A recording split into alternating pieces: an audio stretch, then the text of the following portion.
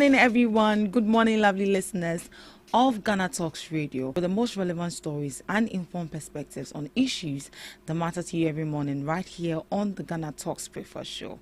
I am your host, Ruth Esinam Fiagbedu, and as usual, as you know, on the news headline review, we have Miss Dabiadoso and Miss Regina Bliss.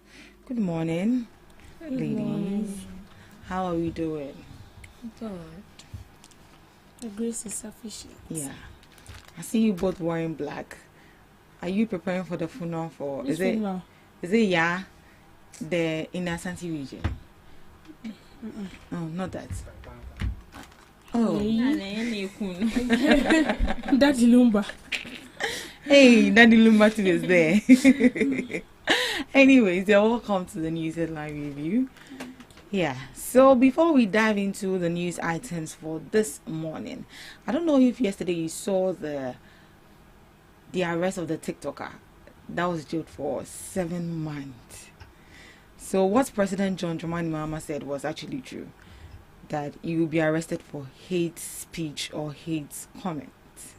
And that TikToker has been arrested for 7 months. Do you think the 7 months is fair or is too much? Looking at the offense he committed, Miss Debbie.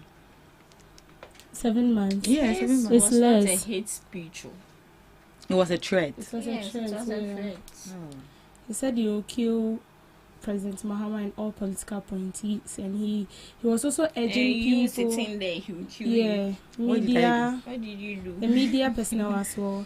And I was urging people to kill them if they see any of these people around. Then they should tell them that's not small. Yes. So I feel like the 7 months is less. Hey. Oh yes, the 7 months is less. Even with that, he said he is second Kwame Nkrumah, and that's Yeah. I saw Kwame Nkrumah. he said he was second Kwame Nkrumah, and all those leaders that made a name for themselves and also brought freedom to their country were once arrested, into jail and sought. So he is also walking in that right direction. So I feel like the 7 months there in Kaeswa, at least in Kayen best 1 year or 2 years, it would have been okay. But with the 7 months there, I'm sure Obey Pierre no was young answer. But do you think this is going to serve as a deterrent to those that find themselves on TikTok, talking anyhow? It will serve a deterrent, but not too much, because 7 months they say, oh, your team say bedu sisia. But if it's just the next year, just a next year, but so na next year end year, are we not in September? Yes. This year is running like something. Yeah. October, November, December, January, or bedu sisia.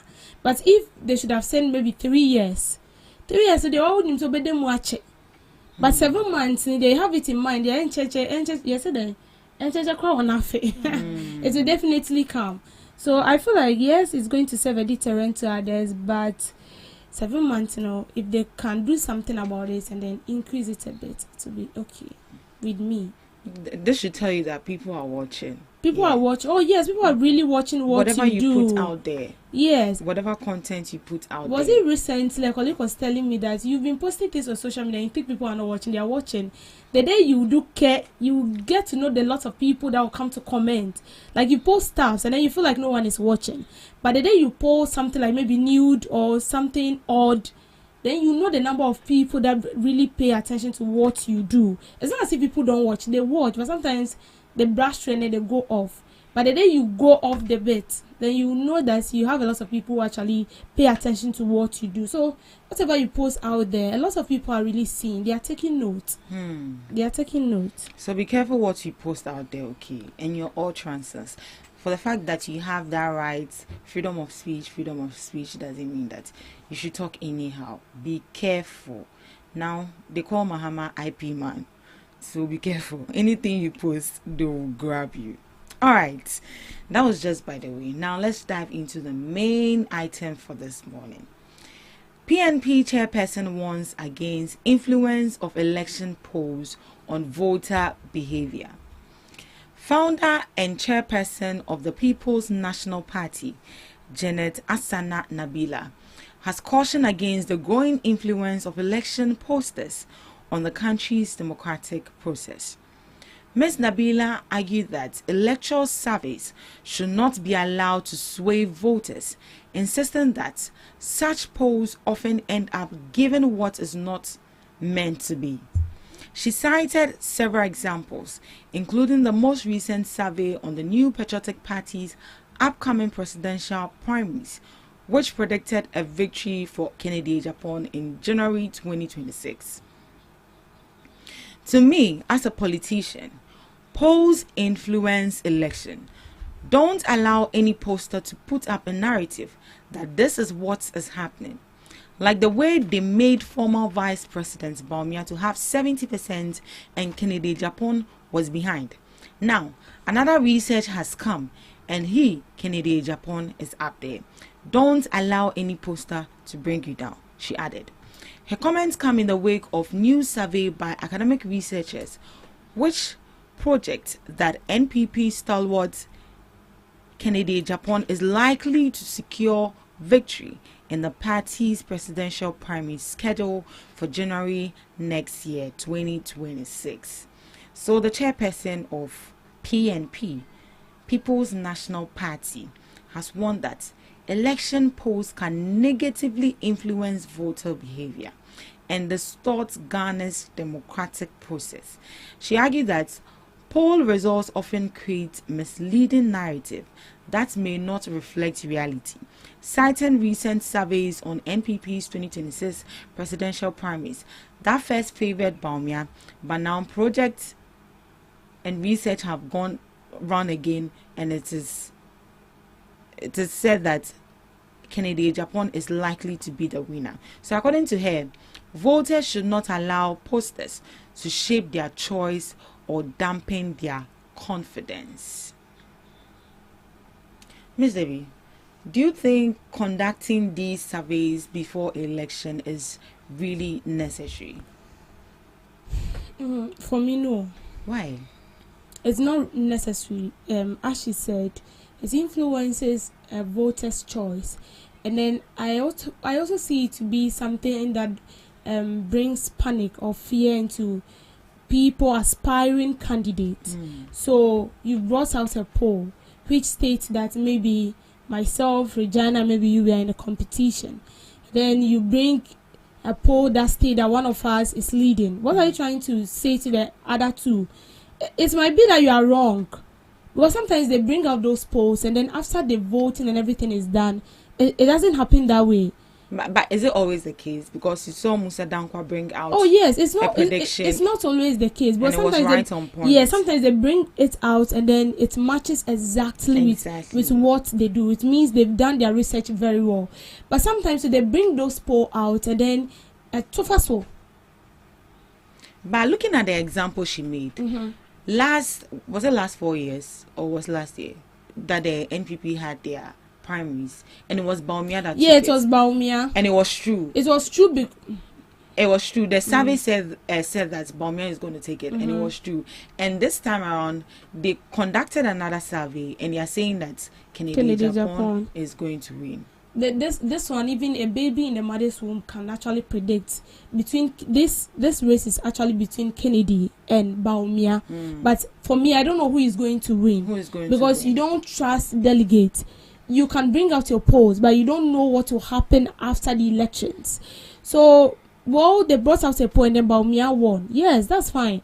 But because you succeed in the first one doesn't mean that you succeed in the second one. Bringing out a poll is a probability. It's a 50-50 chance. Is either a bebem and a mbem. And so that is why you don't have to put your sole attention on that. But you see this thing, it influences voters. So let's say I'm a fan of Kennedy Japan, or maybe I'm a fan of Bawumia, and then you bring out a poll like this, Manibeji, and I'll try to convince people to vote for him so that Nyomo can ebim. Like Uncle said, they bring out the poll and then after the vote and everything, what you brought out and what was on ground it's varies. No. So with the poll there, for me it's not necessary. It's not necessary at all. It's not necessary. You can actually advise them, maybe, okay, after you've done your survey, this and this and this and that, but you don't actually declare who the winner will be. And I'm sure there should be something that this is my own view. if in case they brought out the poll and then after the election the person they feel like should win doesn't win, they should be held accountable. They for should it. be held accountable. Yes. Just as Musa Dankwa said that he was praying so hard that whatever research that he conducted for the Akutia by-election was gonna come, or else his head was his head was on the line. So you know, sometimes you can just look at a situation and predict who win. So let's take the 2024 election for example. It was between MPP and NDC. It's not because maybe we hate the other party, but we saw what happened during the regime of Nana Akufo-Addo. We saw how people were lamenting and stuff. So in your room, you can actually predict that the MPP will not win. And after this current administration, the next election that will come 2028, you can as well predict who is going to win. That's why you don't need any survey to tell you. Per what the people are saying, we go out every day, we pick news. So per what the people are saying, you can actually tell that this person is going to win, but sometimes it does not always matches with your thinking abilities. It doesn't matches with that, because you can actually predict in your mind and then twafa. All right, Miss Gina, do you think that these people that conduct this research to predict that this person is going to win are trying to push a political agenda, or they are presenting facts? All right, so I would say it's a 50-50. It's a 50-50. 50-50 thing. Because maybe some of these, should I call them surveyors or political analysts? Yes, because most of these people who bring this survey, most of them are political analysts. So let's say some of these people are being influenced by politicians. I can say I'm a celebrity and I have a personal blogger who blogs good things about me. So why not pay this person? Make it look good out there. Tell the people that I'm the one leading. It can be say, oh, truly, this is the person leading. But sometimes, when it comes to politics, I don't trust anyone. When it comes to politics, everyone to me is playing a dirty game. And you wouldn't. The last time I was saying, no matter how morally upright you are, because of the perception and how we've pictured you, or even if you are doing something right, we know that you are still a politician, so you are doing it the wrong way. So I think some of these surveyors, and your construction surveyors, political surveyors, some of these people, I feel they are being influenced, or better still, some of these politicians themselves are behind it. And also, with what the PNP chairperson said, in a way I agree, because they are doing their work also. They can come out to say this is the person leading, but that shouldn't influence you, the voter, as an individual. Yes, right. I know who I want to vote for. Exactly. So why should what someone else is saying or someone else is bringing out there influence my vote? Right. It's true. You said you eat skinky, which I want to eat jollof. Should what you are saying out there influence my jollof? It can't influence my jollof. You know what you're going for. Exactly. Unless I know you're what confused human being. Exactly. So people who are being influenced are confused human beings. That is the word. I like it. Are confused human beings. So we should understand that politics is a dirty game, and everywhere, in every sector, it's all about political propaganda. So we should be ready for anything that comes our way.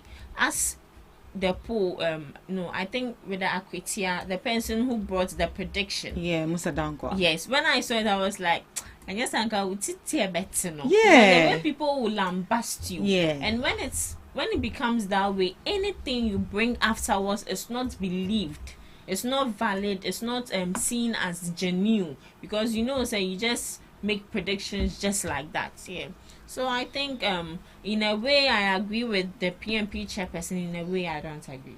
Yeah, so I think during Saturday, Musa Dankwa, I had the opportunity to sit in one of the auditorium for him to deliver a speech, and then he said that when it comes to politics, data should always be data. It's always important that you do these surveys and this research to know where you are swaying from. So he mentioned that when it happens like this, as you, the politicians, that you know that they've created this poll and you know that you are losing, you bring out other measures or other strategies that you can you can do to convince these people, as you said, to influence these people to, be on your side for you to win. So in a way, as he said, it's good, in a way it's not good, unless whatever you are going to present to the person is not based on fact or is not true. That is when we say that maybe you are pushing a political agenda just to buy or influence these people. So I think in every aspect of our life, facts should be the most important thing. Data should be data, as Mr. Dankwa said. All right. On that note, I think we'll just move on to our next news item. I don't understand the logic of putting private schools on free SHS. Dr. Educhum. Aspiring NPP flag bearer and former education minister, Dr. Yao Osei Educhum, has questioned the government's decision to extend the free senior high school policy to private schools. Dr. Educhum said, I don't understand the logic. The issue is not about lack of space in schools generally, but lack of space in most desirable schools. So if you don't get this right, you will prescribe the wrong solution. I don't think private schools are the answer to double track system. He said that parents in school have wrong preferences for category A schools, and unless private schools are able to match those standards, many parents will reject them. He equally added, parents have a right to select the schools they want, and everybody wants category A. If you don't have category A private schools, parents are going to have nothing to do with it, he said. The former education minister explained that the double track system was introduced not because there was no empty classrooms in other schools, but because of the pressure on top performing schools like Presec and Wesley Girls. According to him, the solution lies in raising the standard of new and existing schools to category A status. He gave examples of how some newly built schools have improved through affiliation with high performing schools. On the current management of the free senior high school policy, Dr. Chum said his legacy in some areas were being maintained. So that is coming from the flag bearer, hopefully the flag bearer, aspiring flag bearer for the NPP, who is the former education minister, Dr. Osei Educhum. He said he doesn't understand the logic behind why government will include private schools in the free senior high school program. He argued that the main problem is not about lack of classrooms, but rather congestion in category A schools like Presec, the Wegehe, and the Wesley Girls, which parents overwhelmingly prefer. Because obviously, if someone asks you which school are you going to and you mention your school and it's a category A school, Charlie, you there on top. So according to him, directing free SHS to private schools will not solve the double track issue because parents still want top performing schools. He suggested instead Ghana should raise the standard of new and existing public schools so that they can match category A schools, easing pressure on few elite institutions. This is what Mr. Educhum is saying. Do you agree with him, though? Yeah. Wow. Right. I agree. As he said, making or including private schools in the free SHS is not the solution. It's only a temporary solution. And as he said, sometimes these parents are not interested in other schools. Category A now, and I do understand them because you find pride in it, say a mobile call category A school, and it's nice. Yeah, I don't want to undermine any school, but most of the times people undermine this option C, D schools. Let's take Krimeto for example. Krimeto, and then they'll start laughing at you. School Krimeto is a school and Krimeto until they changed the name. I think they've changed the name, so the slogan is different now. So I think it's all about making sure, because see, honestly, we have a lot of other schools. those who don't fall under the best performing schools, we Yes. have a lot of them worldwide, across Ghana. We have a lot of them. When you go into some villages, some regions, school be or home point, you don't even know that this school is there. They have the facilities. They have all the equipments they need, but just that they don't fall under category A schools. So as the government, what are you doing to make sure say category A school needs cut across? I think it's even high time they stop with that selection. A school, B school, C school, D school. They should all mix. Not all mix as in, but our mechanism, they should set that standard for themselves. If this school is lacking this, make sure that they get whatever is needed to make them also the best performing school. If you know yourself that you are not performing well, the best thing for you to do is to learn. Do you get my point? Yeah. You get it? Yeah. Are you sure you get it? Yeah. So as I'm saying, they should make sure that all the schools, those who are not performing well, they also meet the standard of those performing well.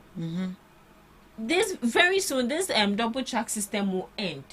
Because I feel the main reason why this double track system is there, as he said, is because of this. Because if I'm going to a school I have to be in the school I like. So if I'm not in the school I like, the best thing for me to do is to move to the private school. And putting private school on free SHS, Yeah. no. I feel like you're dropping their standards. That's how I see it. Because look at Akosombo International School. It will be under free senior high school. We didn't even allow But it. sometimes I feel say it's a challenge for these people also. Yes. According to you are the best school we know. So why not accommodate more born and mold them? Now no dey who say am pass school ne dey omuni madie. And your students no mugumo omuni madie deda. So I say as I was a doctor, you can heal people, but the people you are healing are already healed. So what are you healing? But why do you think some parents take their awards to these private schools? Because private schools are known to have the best personnels. They have all the equipment. I personally went to a private school, and honestly, I would always recommend private school over public schools, but not all the time. Because private schools, they are very disciplined. They are disciplined. They have all the equipment they need. Should I add neatness to it? And also, when it comes to learning, they're top notch. They make sure that these students are well learned. That is why most of these parents choose private schools over government schools. Send me them a government school for free. Baby, if you are born there, I'm finding a private school. I mean, and for that, when the child comes out with, in as much as it's the duty of the child to pass, sometimes you can hold these schools accountable also. Sometimes they hold schools accountable. Why are you can't say, and then I'm a bon. So private school dear, share strictness, monitoring, a top notch, but government school no. All right, Miss Debbie, what do you have to say? Yeah, so Dr. Educhu, well, I don't support him 100%. You can't tell me that those top A schools are not lacking infrastructure. The A schools. Yes, the category A schools. No, you cannot tell me that they are not lacking infrastructure. They are. They are lacking. So if you are saying that a parent is sending the word to category A school because school Najidin, the school is good, what makes it a good school? It is the student. So you have to make your word learn. If you don't learn to get category A school, why do you want your child to be in category A school? And let's be sincere, not because you're in category A school means say unimadie. Because they've gained a name for themselves. Inti okwa, like that kind of tag is already on you. And then when you go somewhere and then you mention that name, like there is this kind of respect that you gain. But it doesn't mean that oko obiko presec international senipa no unimadie. No. So if he's saying that the lack of infrastructure is not the main cause to this double track system, then I don't really agree with him. I don't really agree with him. If we come to education, we are lacking a lot. Yeah, we are lacking. We are lacking a lot, and I've seen instances where some of these big schools even come out to complain that they are lacking some equipment in the schools that needs, especially the science students. They are lacking some basic equipment. See, if you go to those schools, it's like, and you say they have everything, but it's because the teachers are forcing them to bring out the best. Exactly. So if you're saying that other schools, the other the category B, C, and D schools. B, C school, the best thing they can do is you also provide them with the necessary equipment. But do you think that these schools, that these C, D schools, most of those schools are good though? Yes, I agree. So why is it that parents are finding it difficult to send their watch to those schools rather than taking them to the A school simply because school najidin? Shouldn't you focus on rather looking at the quality of the education rather than the quantity? Because people are going, everybody is going there, it's a late school, and then blah blah. I don't know if you get my point. I guess what you're saying. Right. That is the problem. We don't want a place where you can study, but then we actually want a place like Ajidin like Obia Kobi, Obia. So there is this education director in my church, Mimbo School, but right. His first daughter went to one of these prominent senior high schools, and then he was complaining.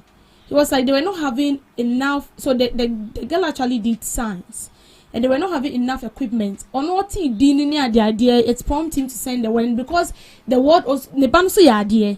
So she actually got that score, and so she has to go. And it was nice, but see, when you look at the stress and everything, won't say none of the children will go to those schools again.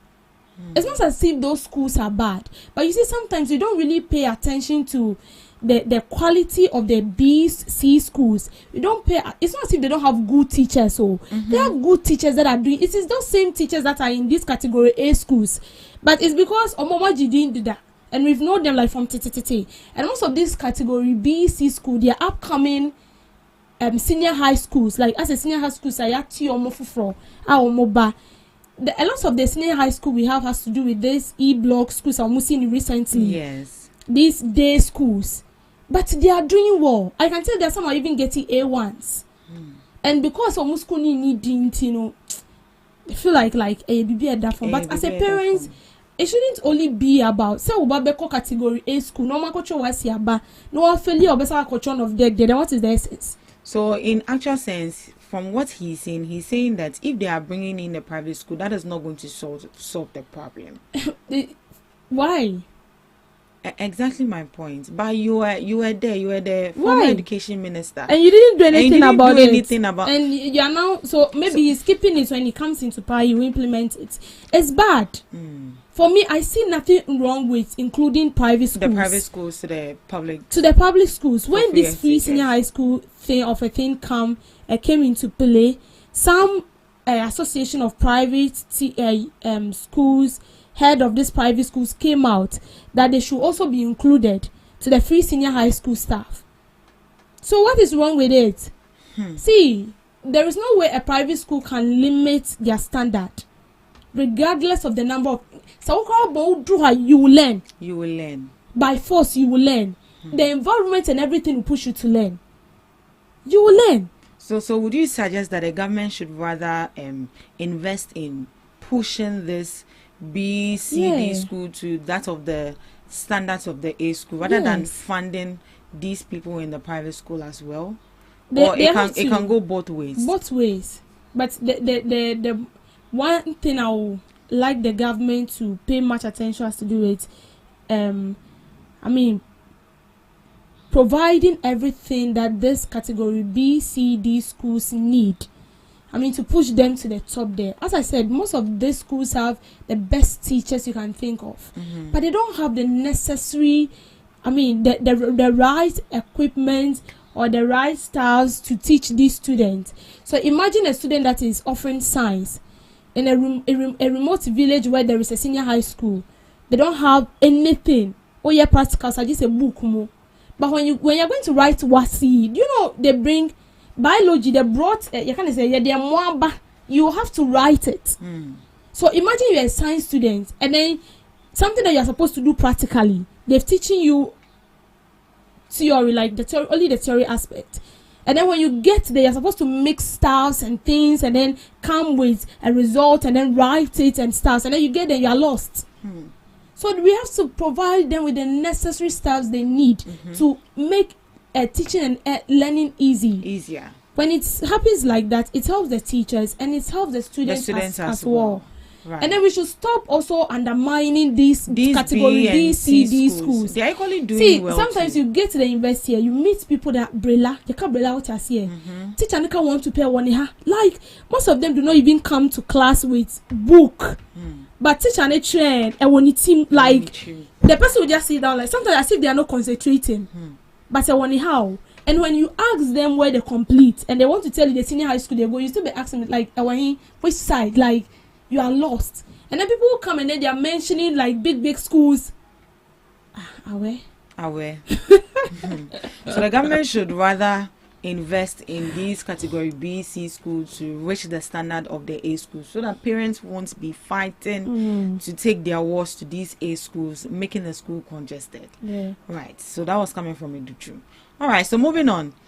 Government to permanently station soldiers in 44 Galamsey hotspots and water bodies. The Minister of State in charge of government communications, Felix Kwache Ofosu, has announced that government will permanently deploy soldiers to 44 areas identified as hotspots of illegal mining. He explained that this decision forms part of the administration's renewed commitment to combating the menace of Galamsey, which continues to threaten water bodies and forest reserves across the country.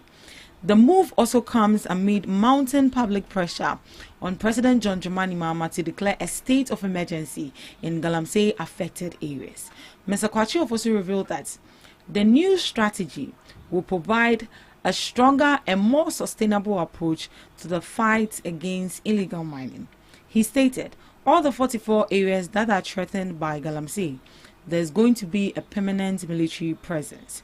He stressed that unlike previous interventions, which saw security personnel deployed temporarily, this time the military will remain on the ground. Meanwhile, calls for President John Dramani Mahama to declare state of emergency in areas devastated by Galamsey continue to grow. The Ghana Catholic Bishop Conference is the latest body to add its voice. Wow. The fight against illegal mining, also known as Galamsey, now they've come up with a renewed strategy that they are deploying soldiers permanently to Galamsey hotspots and water bodies. That is another strategy people are put on board. But haven't we seen this before? Miss Regina, haven't we seen this before where they deploy task force to, go and scout the area, go and guard? We even have blue water guard, and I learned they're even working 24/7. So what happened to that? Do you think this government is buying too much excuses to declare state of emergency?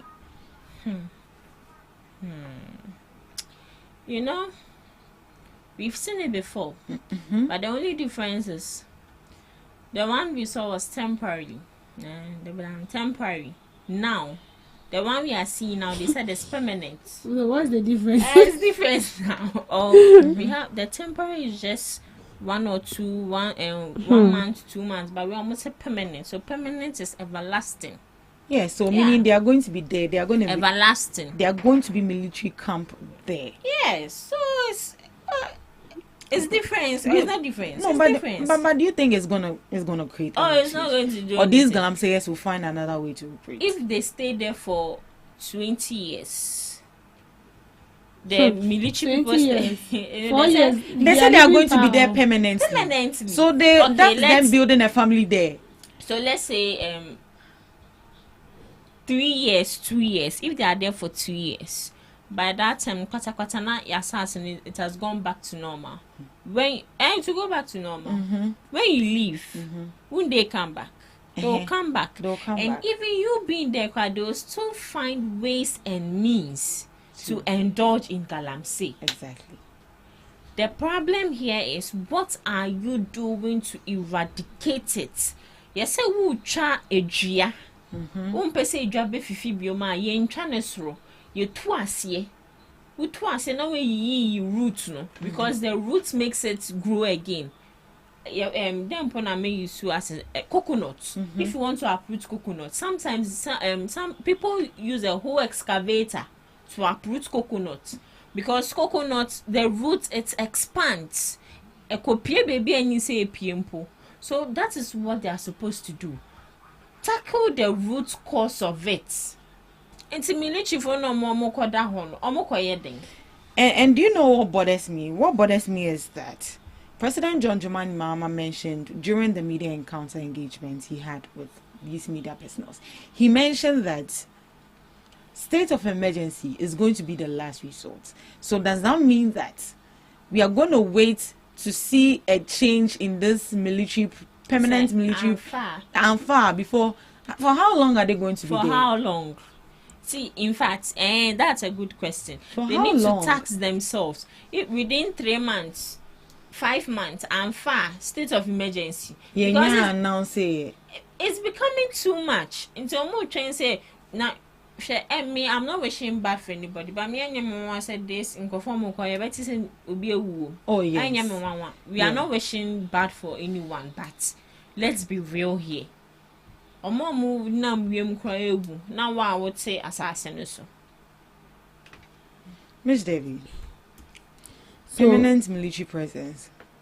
Shoot and kill approach me, then what is preventing us from declaring a state of emergency? The soldier men going there, no? Would they shoot if they find them? Oh yeah, they will. They are not. And they say shoot and kill. Shoot and kill in a nice way. The military people, they are not designed like police officers. Of course, yes. They don't. And their way of training is different. That is why they said obey before complain.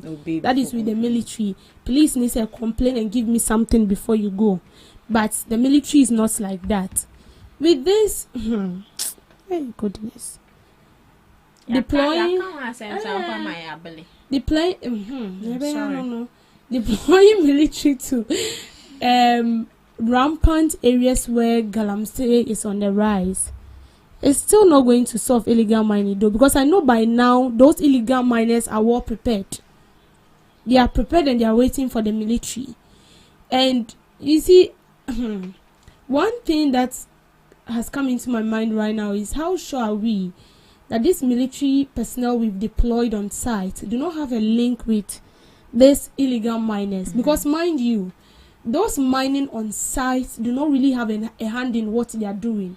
The people who are behind them, we don't know who they are, as to whether they are politicians, as to whether they are they hold office, maybe a CEO of an institution, a normal person, a normal citizen. No one knows. Allegedly, we've heard that some politicians are behind it. So how sure are we that these military people going on site? Because we've seen instances where people, let me say, what's the name? The media was beaten. Media personnel were beaten, and then there was a military on ground. So how sure are we that these people are going to safeguard this forest and water bodies and ensure that they are not destroyed? Are they well equipped? We should also take note of that, because yes, we don't really have resources for these people. Recently, I saw the vice president saying that the government is thinking of getting more equipment to resource our security, but how it's going to be hard. Because going to guard those galamsey sites, I've already said that these people have prepared themselves. I'm sure by now they are not even sleeping. They are preparing themselves, waiting for these people to come. So if they are going on site, then they try something like bulletproof all over. You can't sleep. So what if you sleep and then you're better also And sometimes these illegal miners are found with AK-47. They are found with rifles that are high in quality than the one our security personnel are even using. So for me, it's not a way of stopping illegal mining, but then I feel like it's a way of buying an excuse to declare state of emergency. okay. So with the issue of galamsey, we are going to be talking about it every day, and even the whole of next week. I think there's going to be a demonstration for galamsey by Oliver, right? By Oliver. So the issue of galamsey. Do you think this government is really ready to solve galamsey? That would be a question for the course and a question for our audience as well. All right. Thank you so much for joining us in the news headline review. Up next, we have the Beach Group.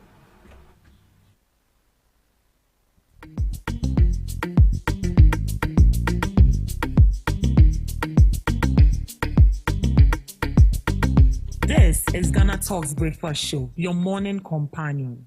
Welcome to Debbie's Grill, where we talk about issues that matters to the state, void of politics, fear of favor. Minister of Foreign Affairs Samuel Okudzeto Ablakwa has revealed that Ghana will in the coming days receive an additional 40 West African deportees from the United States. His disclosure follows minority criticism of government early acceptance of 14 deportees, causing officials of sidestepping parliamentary approval. Government has maintained that the arrangement is governed by a memorandum of understanding with the U.S., which does not require ratification. Ablakwa confirmed the new batch was due soon. He explained that Ghana's decision was driven solely by humanitarian concern after observing the harsh treatment of deportees abroad. We didn't agree to do this because we agree with President Trump's immigration policies. We are not doing the U.S. a favor. We are doing our fellow Africans a favor. We are offering them refuge, hope, and we want them to come back home and be comfortable. So this is from Minister for Foreign Affairs Samuel Okudzeto Ablakwa. It's good to be kind. Seriously, it's good to show kindness to people and receive people, and also be comfort to them when they are in distress. They have a saying that if you cannot be a pencil to write the goodness of people or to write the success of people, don't be an eraser to erase what they've already toiled for. But you see, sometimes we also have to think about the other side.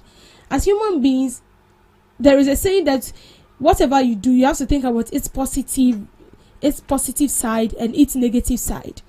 Yes, we know that Ghana is a home for all, it's a country for all. But people who have been deported from US, mainly Nigerians and Gambians, don't they have a country? Or is it that the Nigerians, they are not aware that their people have been deported? And so the only country that can receive them has to do with Ghana. And I'm sure the US president cannot just stand up and tell me that he or she is deporting people. Aside what we receive at let me say, with the beginning of this year, that you cannot come to the US as we used to do. And Ghana was involved. Obeba 3 months, then you're back to your country. So for the US to deport you, or for their government to deport you, it entails a lot. It's either maybe you've done something bad or something else. And then Ghana, we've become a country, as I said, a country for all. They always say that, oh, Ghana, I'm a brohun for we what's mama nipa. But you see, sometimes when you overdo these things, it affects us the more. So imagine these deportees are coming into the country. First, 14 deportees were received. Now, the Minister for Foreign Affairs is telling us that they are coming to receive another 40 deportees into the country. Mainly Nigerians. And also people from Gambia. Are we saying that the Gambia president is not aware that his people are being deported? Are we also saying that the president of Nigeria is not aware that his people are being deported? And he said it's on humanitarian basis. It's just to give hope to these deportees. Can't they find hope in their own country? Or their country is also in a fight with another country. There is no peace. And the Ghana is the only place to find solitude. You see, it's good to be good, but when you overstep your boundary, it brings a lot of negative impact.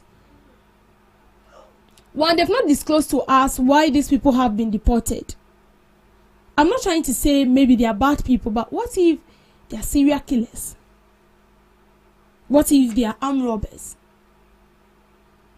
What if they are part of Boko Haram team? Already we have issues in this country. And we bring in another deportees into the country. 40 in the agency a year, but 40, they are bringing in another 40. Then I know from here we also will increase the number from 40, maybe 50 or 100. Bringing deportees into your country, as I said, is not bad. According to the Foreign Affairs Minister, they want to give them hope. They want to make them feel at home because Ghana is a peaceful country. But when we overdo it, are we sure it's not going to hurt us back? And he said they are coming to stay for 90 days or so. How sure are we? I think this should have been done by the respective countries where these people are coming from. So they are saying, as I said, 50% or 90% of them are from Nigeria and some are from Gambia. And I think the Gambia and Nigeria countries, presidents of these two countries should be the one going in for their people. Now we are receiving deportees in the country. We don't know why they are being deported. No one knows. We already have problem in this country. We are the same people that are complaining that foreigners are becoming too much in this country. They are causing chaos in the country. They are doing this. They are doing blah, blah, blah. And now it looks as if and as I said earlier on, it's not bad at all. It's not bad. Because I've learned some other African countries are also doing same. It's not bad, but we need to be careful as a country. We need to be careful. A lot of things is going on in this country. We don't even know how we are going to solve it. That has to do with conflict and Binyiri, the Boku conflict, and a whole lot of stuff. And now Ghanaians have become refugees in other countries. And up to now, we've not solved those problems. We are now bringing in deportees. Deportees that are not even Ghanaians. Deportees that are from other countries. Does it mean that the government of those countries do not really care about their people? What is preventing them to receive their own people? Why are they so reluctant? And we have to do it.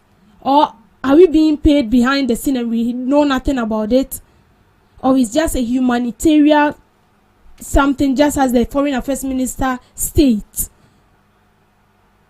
We need to be very, very, very careful. We need to be careful. For me, I don't support it. I don't support we receiving deportees into this country. I don't support it at all. Because I know we are not aware of why they are being deported. We have no idea. And then receiving them here, we give them a place to stay. We still feed them. Because so long as they are being deported and we are receiving them, it means they've not become refugees here because they are not Ghanaians. But we need to think about the negative side. Is it going to help us as a country? And is it because Ghana is known as peaceful country, as Sunjay Mighty, dear, everything we want to be in, not fully thinking about its negative implication? Please, so Foreign Affairs Minister, sincerely speaking, this morning when I saw that, I wasn't happy. I wasn't happy at all. I was expecting a lot from you, but it looks as if now that you have the power, I don't know, I can't really tell though, but you are becoming sort of reluctant in what you do. But for we receiving deportees here, it's not the right thing to do. Thank you for making time with me on Debbie's Grill. Thank you so much, Miss Debbie, for that girl. Miss Debbie is heartbroken because Mr. Blackwell has disappointed her. But what is wrong with bringing deportees? What is wrong with bringing deportees? Because they brought 13 earlier, and they are 14 earlier, and they're already gone, and now they're bringing in. Gone. Oh, they are gone. Who said they are gone? Are you sure? They are not. Oh, I saw that somewhere. And then they are bringing in 40 again. And you are saying there is nothing wrong with that. You know why they are deported? So you think that the government wouldn't find out? The government. So the government might know why they are deported, but why are we being kept in the dark? Because if somebody is being deported, there are two things involved. Which is? You cannot be in someone's country and then you'll be deported like that. So it's either maybe the 3 months, this thing they've given us, that you can actually go there for 3 months and then you come back. If not, you'll be deported. Or you've done something wrong and then you need to be deported. But it's not Ghanaians being deported. No. Nigerians and Gambians. Nigerians and Gambians. And now yes, see, we are giving them hope. Which hope? Yeah, hope is that? It doesn't sit well with me. Okay. Oh, a minority for non-members is here. How many press conference members? The minority came out to speak against it. Yeah, they did. And they are now bringing 40 again. That there was a breach of was it constitution or something? Yes. That they didn't put it before Parliament before even accepting these people.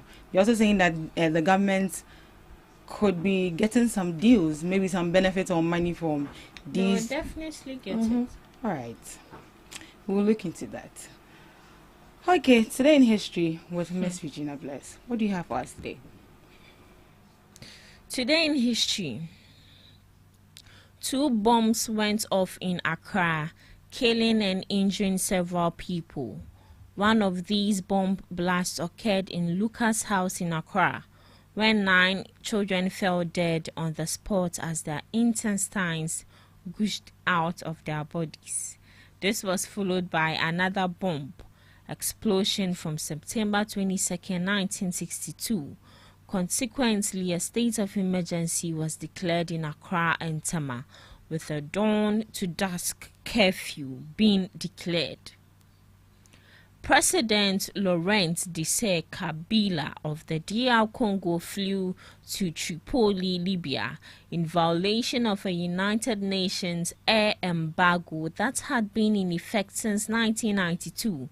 His visit was part of a larger concerted move by the Organization of African Unity to openly defy the sanctions.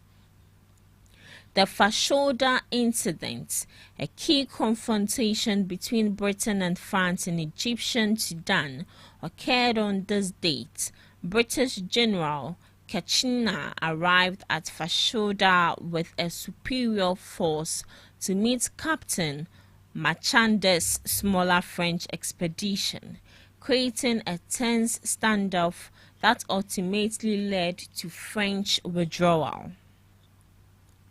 Looking at some observances, today is International Equal Pay Day. Represents the long-standing effort towards the achievement of equal pay for work of equal value.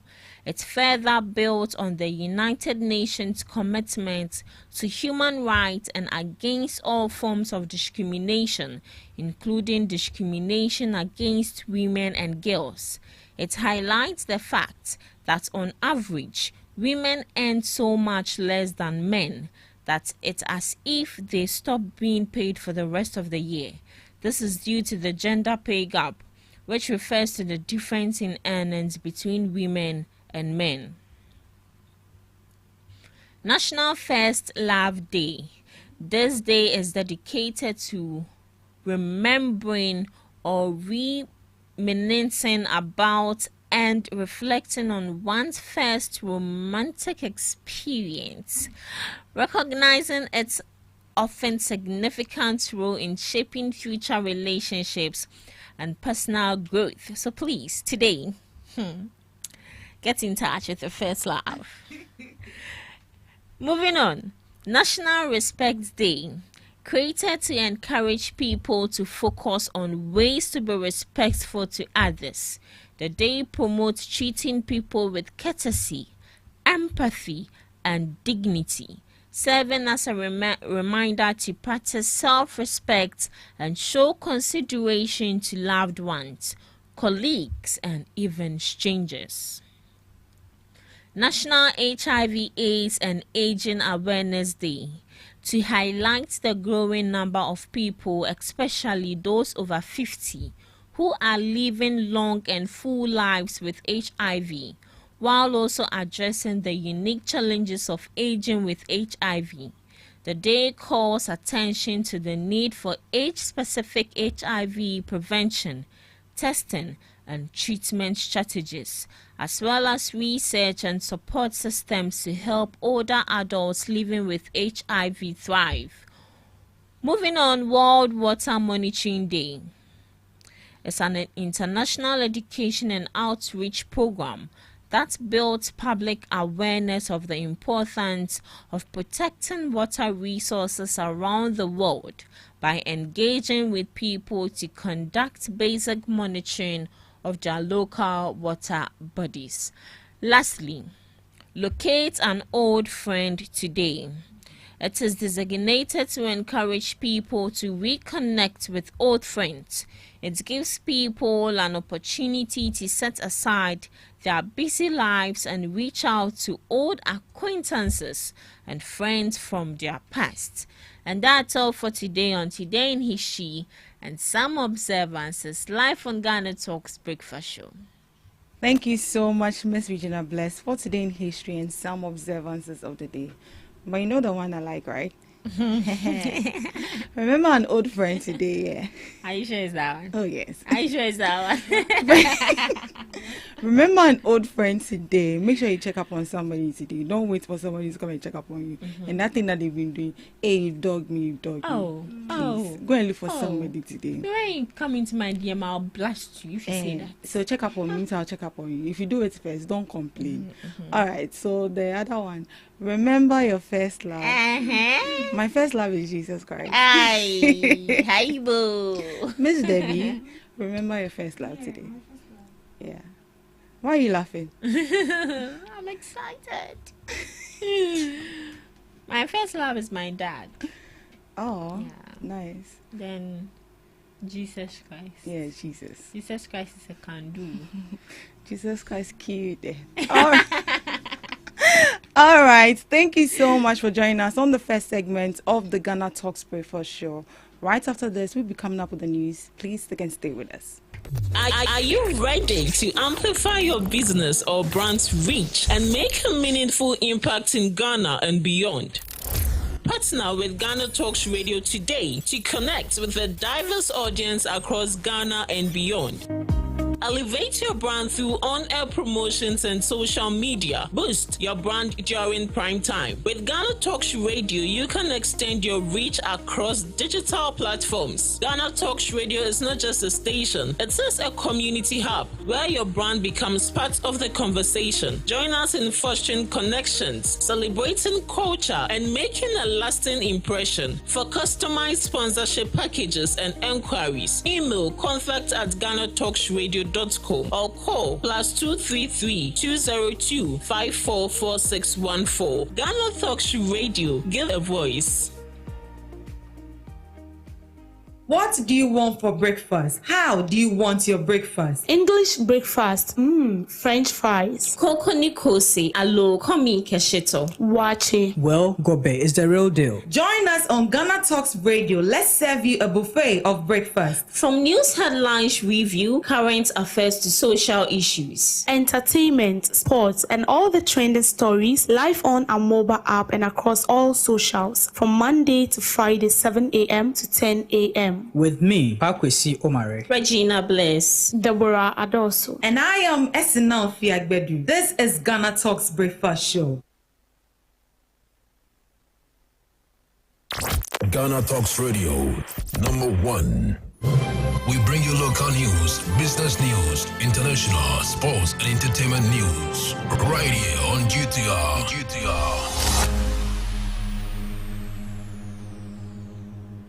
Welcome to the morning news broadcast on Ghana Talks Radio. Coming up, energy expert Kwame Jantua urges Ghanaians to end electricity theft.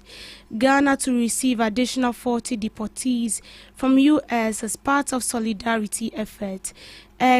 Public Utilities and Regulatory Commission boss urges caution on proposed utility hikes in the country. Minority leader calls for focus on governance over political witch hunting.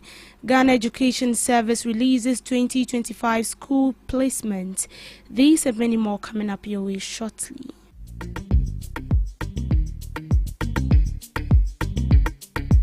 This is Ghana Talks Radio. An energy expert, Kwame Jantua, has accused Ghanaians as the sole problem in the power sector. He urges citizens to stop electricity theft and hold offenders accountable for persistent challenges. He points to illegal connection power theft as a way of draining resources from utilities. Mr. Jantua urges government and citizens to take responsibility. I was at the encounter with the CSOs the other day. Are they making profit? What is the expenditure? If you have expenditure and you have profit, you don't ask for too much tariff. Maybe so. So are they making profit? I don't remember the last time NETCO made a profit. Dr. Asante will be able to tell me. Don't remember. So if there's constant loss with our utilities, what is causing the loss? Because we seem to be chasing our tails all the time with regards to finding the wherewithal to make our utilities work. So are they making profit? Challenge. What is causing them not to make profit? What are the reasons that cause them not to make profit? One of the reasons is collection. At the encounter with CSOs, when NETCO came to give their presentation, and I think I asked the question whether they've made profit. And one of the things they said to us was that even sometimes going into areas to collect monies that are owed them can be dangerous. Because sometimes they get attacked by us Ghanaians who are using the electricity. So it is a challenge. And for me, so far as I can see, we are part and parcel of the problem. Why would we want to steal electricity? For what reason? Does it help the utility? It doesn't. And why would the utility not go collect the revenue that is owed them? And within the utility itself, there are some engineers and people in there who also don't help. And so it's an entire cocktail of issues that need to be taken one by one. And hopefully, when it's taken one by one, we find solutions to it. We can enforce, the regulator can enforce to make sure that things are happening. Are we not chasing our tails? Have we not been here before? Yeah. Have we not discussed this before? Every year, any new government comes, old government comes, we are discussing the same thing. When do we solve the problem? And the problem can only be solved with money and good regulation and good monitoring. So let's say we give them the monies that they're looking for. Who is going to monitor to make sure that they are using the monies for what it is meant for? Ghana is gearing up to receive 40 more West African deportees from the United States as revealed by Foreign Affairs Minister Samuel Kudzeto Ablakwa. This announcement follows Ghana's recent acceptance of 14 deportees, mostly Nigerians and Gambian. Minister Ablakwa emphasized Ghana's decision is driven by humanitarian grounds and pan-American solidarity. Ghana acceptance leverages the economic community of West African states visa-free travel agreement among member states. And the only country in West Africa, the only country so far approached in West Africa by the Americans. And we thought that, look, West Africans already under the ECOWAS protocol can visit any country visa-free, stay for 90 days. So on principle, on humanitarian grounds, Pan-African solidarity, let us accept our fellow West Africans. And let's make the point that Ghana is your home. We are not going to allow you to accept them to keep them here or accept them to send them back to their countries. So the choice is theirs, really. For 90 days, if they want to stay here, they can stay. But so far, all of them have indicated that they want to go back after some time. And we've been facilitating that. I can reveal to you that we are expecting another 40. Another 40? Another 40 in the next few days. Of which nationalities? West Africans. The understanding we have is that it will be West Africans. And don't forget that... Do you vet them before they... Former Executive Secretary of the Public Utilities and Regulatory Commission, Dr. Nidako Asante, is urging caution and thorough analysis regarding the proposed utility tariff hikes.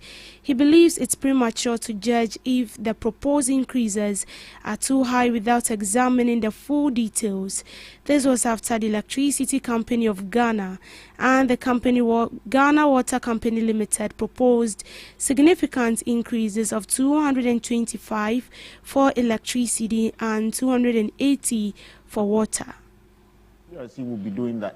After they've heard from everybody else, they would go inside and look at it line by line to make sure that these things they are asking for are prudent, are necessary, are efficient. So that will be done.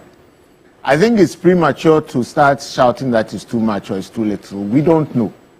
I mean, there are lots of things that are going to getting us electricity, there are lots of things that are going to getting us water. If those costs, I doubt that they are all genuine.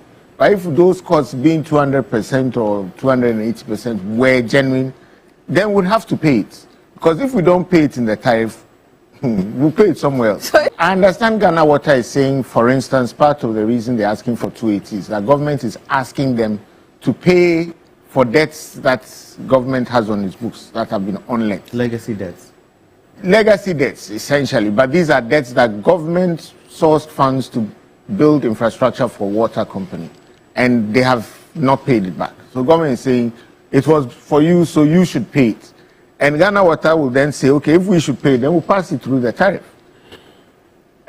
Both are justified, but I'm sure government will agree that the 280% is not something they want to have on their watch. So I'm sure an arrangement can be made for those costs to be deferred once again, because they happened 4 years ago and they deferred it. They may need to defer it again. So that will take the cost down somewhat. By how much, I don't know. ECG, on the other hand, has, in my view, unreasonably increased some of its costs. And some of those costs, therefore, are not genuine or should not be passed on. There are one or two things that I noticed, but once PRC looks at it, they'll find out that maybe it's not 180, maybe it's only 30%. Minority Leader Alexander Afenyo-Markin has expressed flagship policies of the NDC, highlighting its potential for job creation. He shared this instance at the Young Commons Forum Summit held at the University of Professional Studies in Accra. Afenyo-Markin urged young Ghanaians to demand accountability and transparency from political leaders. He emphasized innovation, entrepreneurship, and community service as critical for Ghana's growth. In respect of the 24-hour economy policy, I must embrace it, because if it works, it will work for the youth of Ghana. The fact that I am in opposition does not mean I should poo-poo it. I have seen the policy document. I pray that government will be able to roll it out for the benefit of the private sector so that more jobs will be created. For the youth, road meant access to opportunity. I am therefore happy that this government has introduced this big push idea where major roads are going to be tackled. If this is done, it will further open our economy and make Ghana a better place. Again, it is my hope that government is able to roll this out for the good of our country. The Ghana Education Service has officially announced the release of the 2025 computerized school selections and placement system result in a directive signed by Acting Deputy Director General Dr. Isaac. GES instructed all regional directors of education to communicate release of the placement result to district directors and head of schools. According to the statement, admission of students must strictly follow the placement list generated by CSSPS Secretariat. It's cautioned that no school is permitted to admit students outside the official placement without prior written approval from Ghana Education Service. Students placed are expected to report to their respective schools on October 18, 2025. Heads of schools have been directed to ensure that registration is conducted smoothly in line with the guidelines provided. Ghana Education Service further cautioned that any infractions, including unauthorized admissions, will attract administrative sanctions. Regional and district directors have been tasked to provide supervisory support to ensure compliance. The statement emphasized that the cooperation of all stakeholders is critical to guarantee a transparent and successful admission process for the 2025 academic year. In business, mobile money transaction in Ghana amounted to 354.1 billion in August 2025, according to the latest summary of economic and financial data released by the Bank of Ghana. The figure represents a slight dip from 355.4 billion in July, but underscores the continued dominance of mobile payments in the country's financial ecosystem. The number of transactions climbed to 831 million in August, up from 778 million in July, reflecting the steady rise in the use of digital payment channels. Registered mobile money accounts also grew to 77.7 million, with 25.1 million active accounts, highlighting progress in financial inclusion across the country. Industry analyst says that although the overall value of transactions is marginally, the consistent growth in transaction volumes and active users demonstrate deepening trust in mobile money for everyday payment, remittances and business transactions. Mobile money interoperability also recorded gains, with transaction values rising to 4.9 billion in August, supported by 26.4 million across network transfers. Despite recent currency fluctuations and fiscal pressures, analysts believe the sustained momentum of digital payments signals resilience in Ghana's payment system and cement mobile money as a cornerstone of the financial sector. Minister of Finance Dr. Kaiser Latofosen has indicated that future government borrowing will be strictly aligned with projects that deliver long-term economic and social value as Ghana works to consolidate debt sustainability and restore fiscal discipline. Speaking during a courtesy call by the President of the Arab Bank for Economic Development in Africa, His Excellency Abdullahi Dr. Fosen stressed that the days of borrowing for recurrent expenditures are over. I will not borrow for consumption, but for transformative projects, he emphasized, noting that such investments are key to strengthening Ghana's growth trajectory.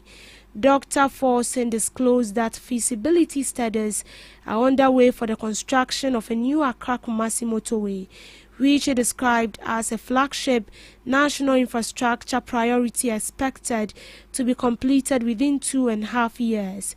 He added that the project forms part of a broader strategy to channel external financing into ventures that enhance productivity and investor confidence. The BADEA President, His Excellency Almosa B, welcomed Ghana's focus on impactful investment and retreated Ghana's commitment to supporting projects that drive sustainable development across Africa. Ghana's public debt stock rose by 15.8 billion in July 2025, reaching 628.8 billion.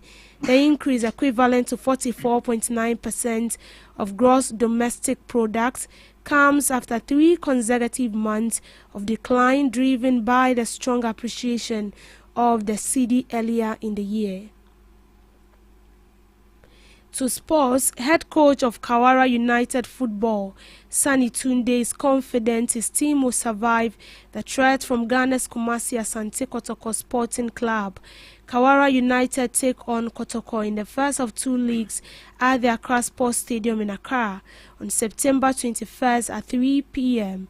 In the lead up to the game, Kawara United picked up a hard-fought goalless draw against Wari Wolves away from home, and Tunde believes the tough result is a reflection of how this weekend contest will turn out. I believe Asante Kotoko cannot do more than this. If we have survived like this, I am sure we are going to survive. Kawara United ranked 12 in the 20 team with 2 draws, a win and a loss in 4 games played this season. On the other hand, Kotoko beat Brekum Chelsea 1-0 in Brekum in the Ghana Premier League. In showbiz, a group of Ghana's veteran gospel musicians from the 1980s and 1990s paid a courtesy visit to Kentucky II and the Ghana Traditional Council this week to announce the launch of a new collective, the Legendary Ministers, and to commemorate a shared musical past. The delegation was led by Dinah Hobson and included Reverend Mary Gansa, members of the Daughters of Glorious Jesus, Bishop Samilate, and other notable figures from the era. During the visit, they recalled working with the now monarch in earlier parts of their careers and appreciate him for the role he played in their artistic development. King Taki II spent years in music production during his university and early professional life. In the late 1980s and early 1990s, he handled recording and video production for many of Ghana's leading gospel acts. That history gave the meeting a personal tone as the musicians and Gamanche traded memories of studio sessions, tours, and ministry work. Dinah Hobson spoke warmly about those shared moments and the group's decision to formalize their bond. She explained that the Legendary Ministers will serve as a platform to preserve and promote gospel music of their generation and to mentor younger artists who look to that era for inspiration. At the palace, King Taki II returned the fondness and gentle reminder that musicians of the ties that bind them. On a light note, he referred to himself as a brother and gospel minister who now sits before them as king of the Ghana state. The exchange was full of laughter while also underscoring the cultural continuity between faith, music, and community leadership. The visit ended on a musical note. The rendition was intended both as encouragement to the king and as a symbolic blessing for their new collective. The formation of the Legendary Ministers marks a deliberate effort by older gospel practitioners to preserve and influence Ghana's contemporary gospel scene. The meeting at the Ghana Traditional Council highlighted how music and traditional authority intersect in Ghanaian public life. For the Venturan musicians, the visit was both a homecoming and the starting point for a planned season of collaboration that aims to keep their songs and testimonies alive for new audience and generations to come. And that is how we end it for now on the Morning News broadcast. Do want to log on to all streaming platforms at GhanaTalks Radio for more news stories. I am Deborah Dosu. Thank you for doing the listening. Good morning.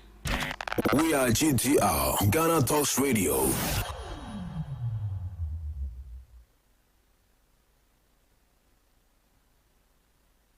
Ghana Talks Radio. Ghana Talks Radio. This is big. Yes, more cool. More music. Ghana Talks Radio. Ghana Talks Radio.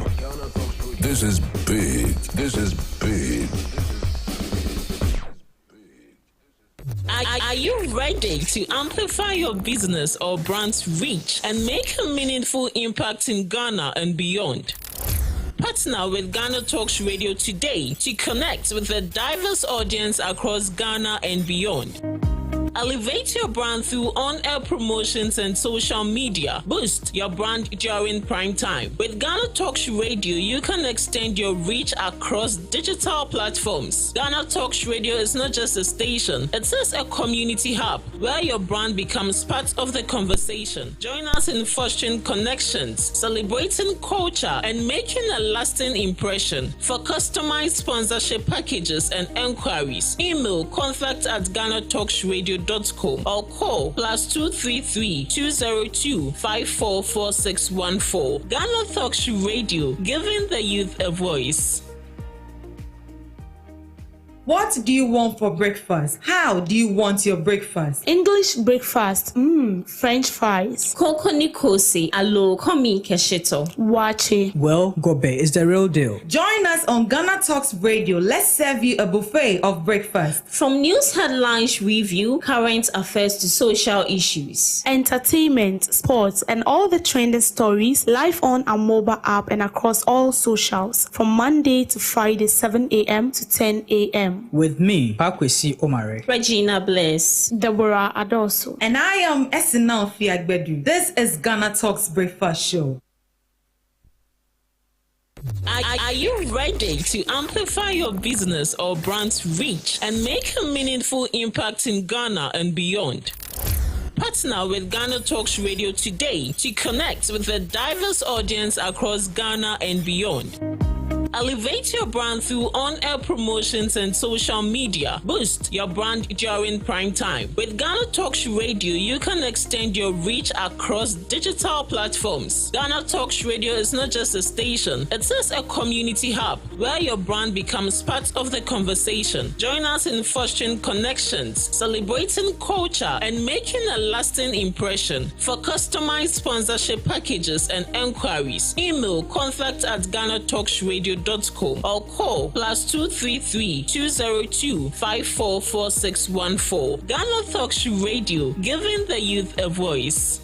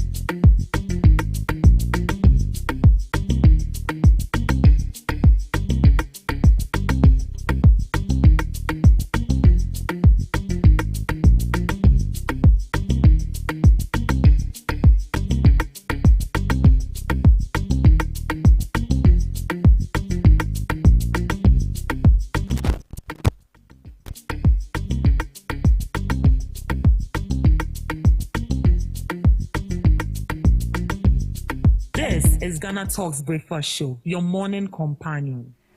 This is Ghana Talks Breakfast Show, your morning companion, and you are welcome to the Ghana Talks Breakfast Show right here on Ghana Talks Radio. You're also welcome to the second segment of the Ghana Talks Breakfast Show. As usual, I remain your host, Ruth Esenam Fiagbedu. And as you know, on the second segment, we bring in knowledgeable guests who will speak on national issues and any issues that matter to you every morning right here on the show. So sitting in the studios with me this morning is our regular Thursday guest, Mr. Dubik. Good morning. Good morning. Are you going to finish it or you want me to finish it? I'll finish it myself. Mr. Stephen Dubik Ganip. Yes. Yeah. And we also have in our midst Mr. Emmanuel Chambers. Right. Yeah. You're welcome. It's good to have you here. Thank you so much. Mr. Dubik. Yes, madam. Where have you been all this while? Out and about. Oh, I see. We've been doing one or two things, but today we are here, and it always feels good to be here. And then today too is the Queen Mother of the Ashanti Kingdom's funeral. So we send our condolences to all the people in Ashanti region and the King of Ashanti and his people. Mr. Chambers. Yes, ma'am. How are you? I'm doing very great. Obake.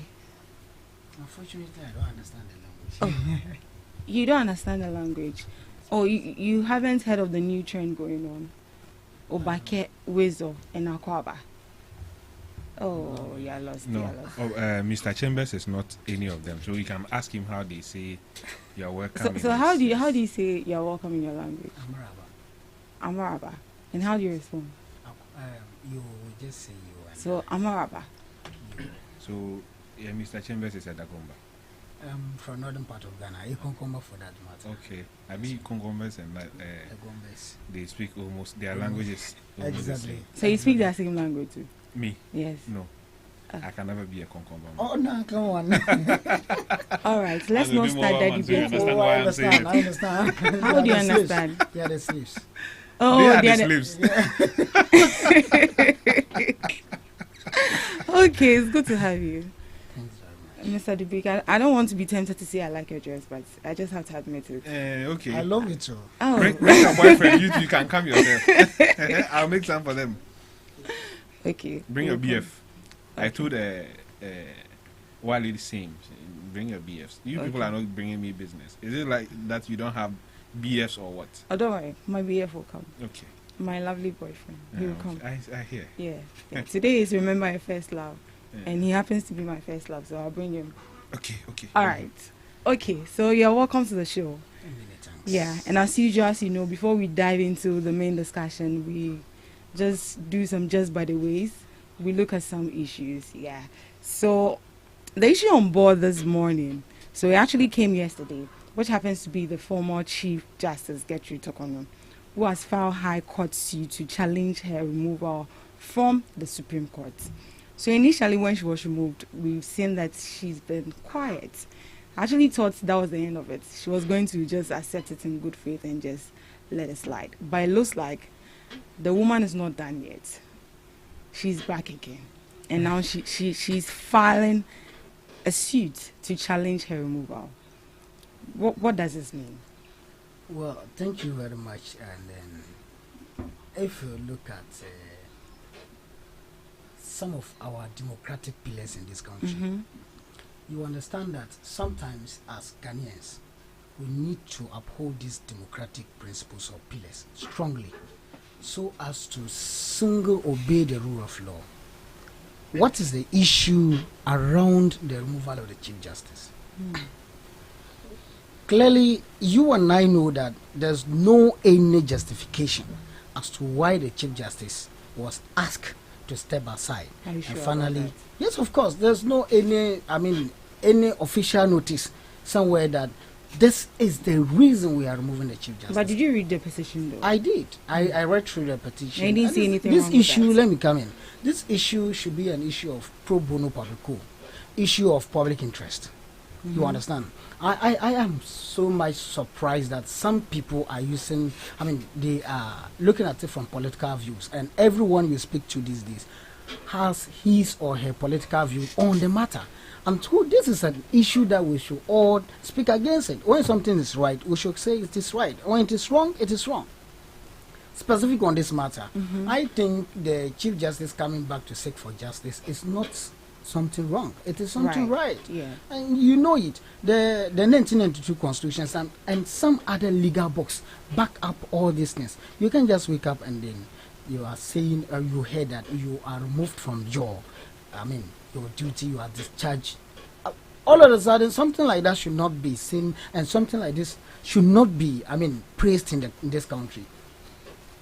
What we should be fighting against is the illegal ways some of the judges these days are trooping into our judicial system and making it look like there's no separations of powers. You understand? You have seen the case of Aburinya, where the judge sat down to tell the good people of this country that this case is a misdemeanor. Yeah. Then went ahead and said it is a case linking to IGP, and has passed judgment on it. And the following day, the person says he has resigned. You understand? So when you look at it carefully, I think there are some political rulings, and now the judge or some of the people, the judicial system now is dancing to the music of politics. They are pulling politics so much, and if you are detailed going to look at this particular removal of the CJ, there's politics in it. Clearly there's politics in it, and those politicians behind it have not told us clearly what this lady has done. Exactly, so unless otherwise you know it. So per your opinion, you think this lady didn't do anything wrong as to why she was removed from office? I don't think she has done something that would have called for the removal from the office. I don't think, from where I sit, as a concerned person. All right. That's a perception, though. All right, Mr. Dubik. Yes, sir. Yes, madam. Hey, I nearly said yes, sir. Because I'm used to having Omari there.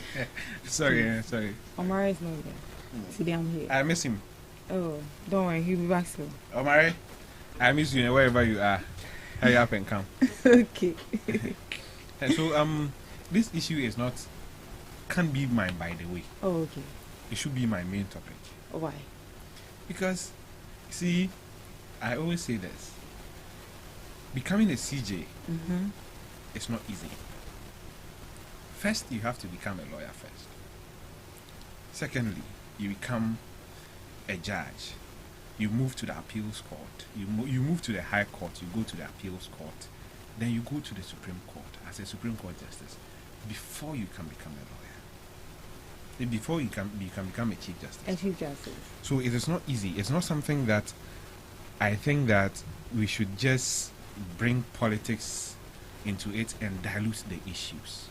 I understand my brother perfectly, that he's a political communicator, and then he will try to say things to make his case, to advance his political stance. But if he read the petition and then later also saw the letter the presidency released in sacking or removing the CJ, he cannot say he doesn't know what the CJ had done. The reasons are stated clearly in all these instances. Which includes, please don't interject him. Thank you. Which includes these reasons.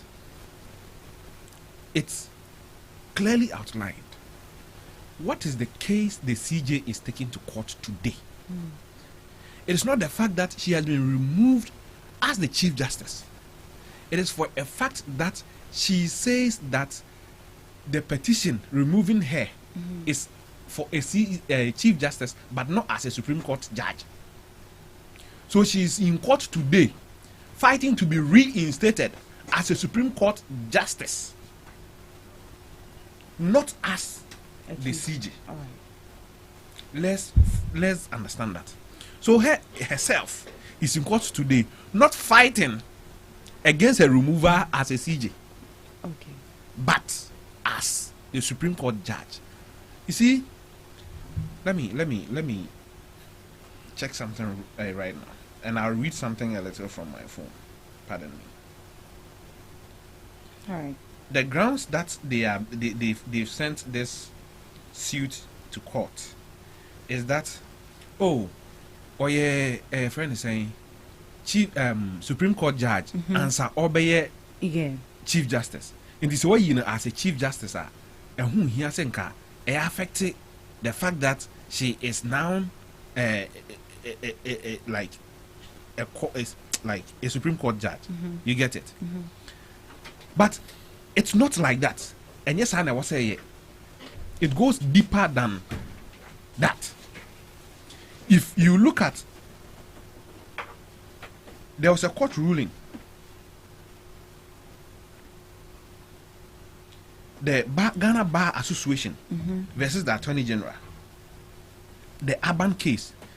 The Ghana Bar Association took Justice Aban to the Supreme Court that he wasn't fit to be the Chief Justice. And the Supreme Court itself made a ruling that by virtue of the Ghana Bar Association coming to Supreme Court to tell them that they should revoke the appointment of the CJ then, who is Justice Aban, automatically means that Justice Aban is not fit to be a Supreme Court judge. Do you get the point? Yeah. The point is that to say, sorry, me a church elder. Yeah. And a church elder no man no more na makwa suffer. But the criteria to be the church elder is the same as the criteria to be the suffer. The charges that can remove me from a church elder are that same charges that can remove me as a pastor. Then I misconduct myself.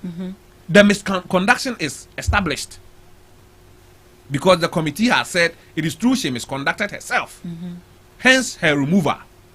And this say, you know, as the Supreme Court judge, doesn't it affect that saying as Chief Justice?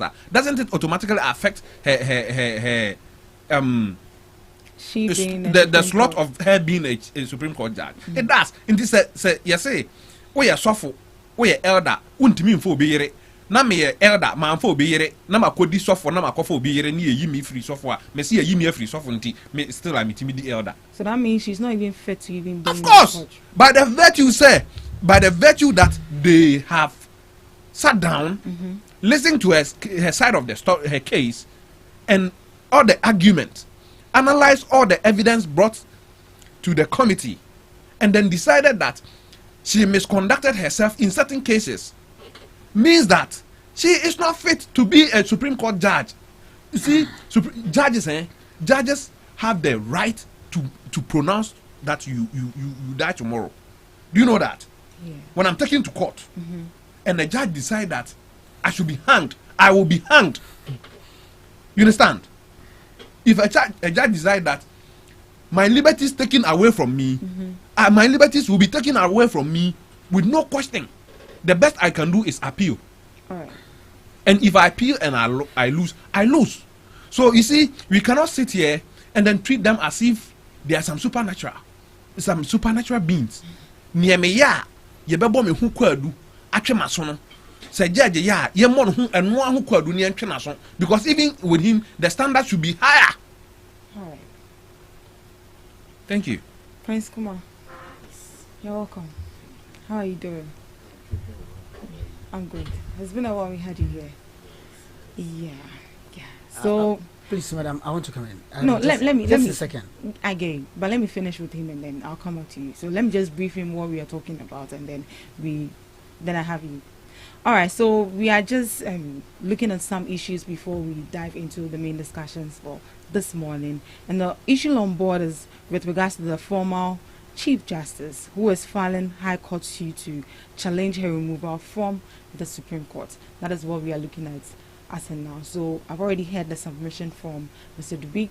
I'm yet to move to Emmanuel Chambers, and then I'll come to you and then hear from you as well. All right. Thank you.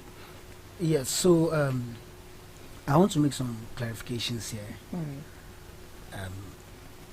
My brother have just mentioned that the Chief Justice or a judge can say you should die tomorrow and you are supposed to die because when the pronouncement has been made, there's no way to reverse it.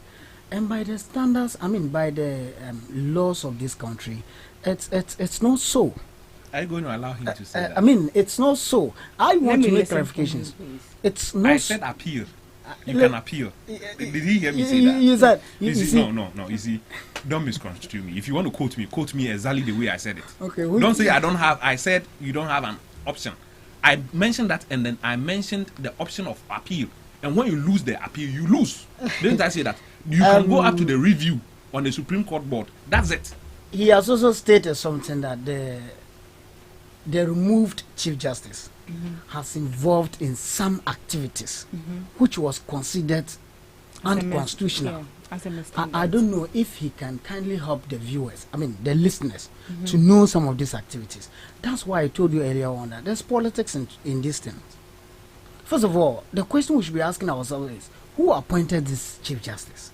The Chief Justice was just removed. In fact, the President and his cabinet sat down and moved. Who appointed that Chief Justice? You see, so the controversy is rising somewhere along the line. I am not a legal person, and I can't talk much. But one thing I know for sure is that the removal of the Chief Justice, it's not perfect. It's not right. And the Chief Justice going back to, if I were here, I would have given up.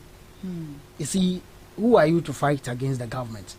The government is not ready to listen to you. It is clear the lady have done very well.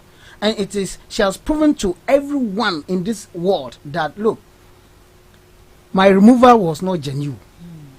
So you think the president breached the constitution by removing her? Oh, that one there, it's something until the president and his people come out to tell us why the Chief Justice was removed. Then they are saying some other activities. He just said some other activities. You and I don't know those activities. Some other activities like how? Politics is pulling into this.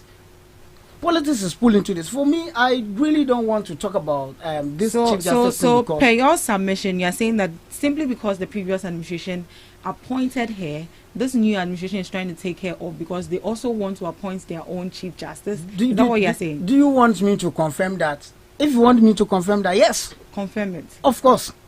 You see, we were in this country where some of the cabinet ministers today were threatening the life of the Chief Justice, saying that when the Speaker of Parliament, Bagbin, made some pronouncement that some of the members of Parliament should be removed from Parliament for filing against their own political party that elected them into power and making them recognized members of Parliament. Do you know what?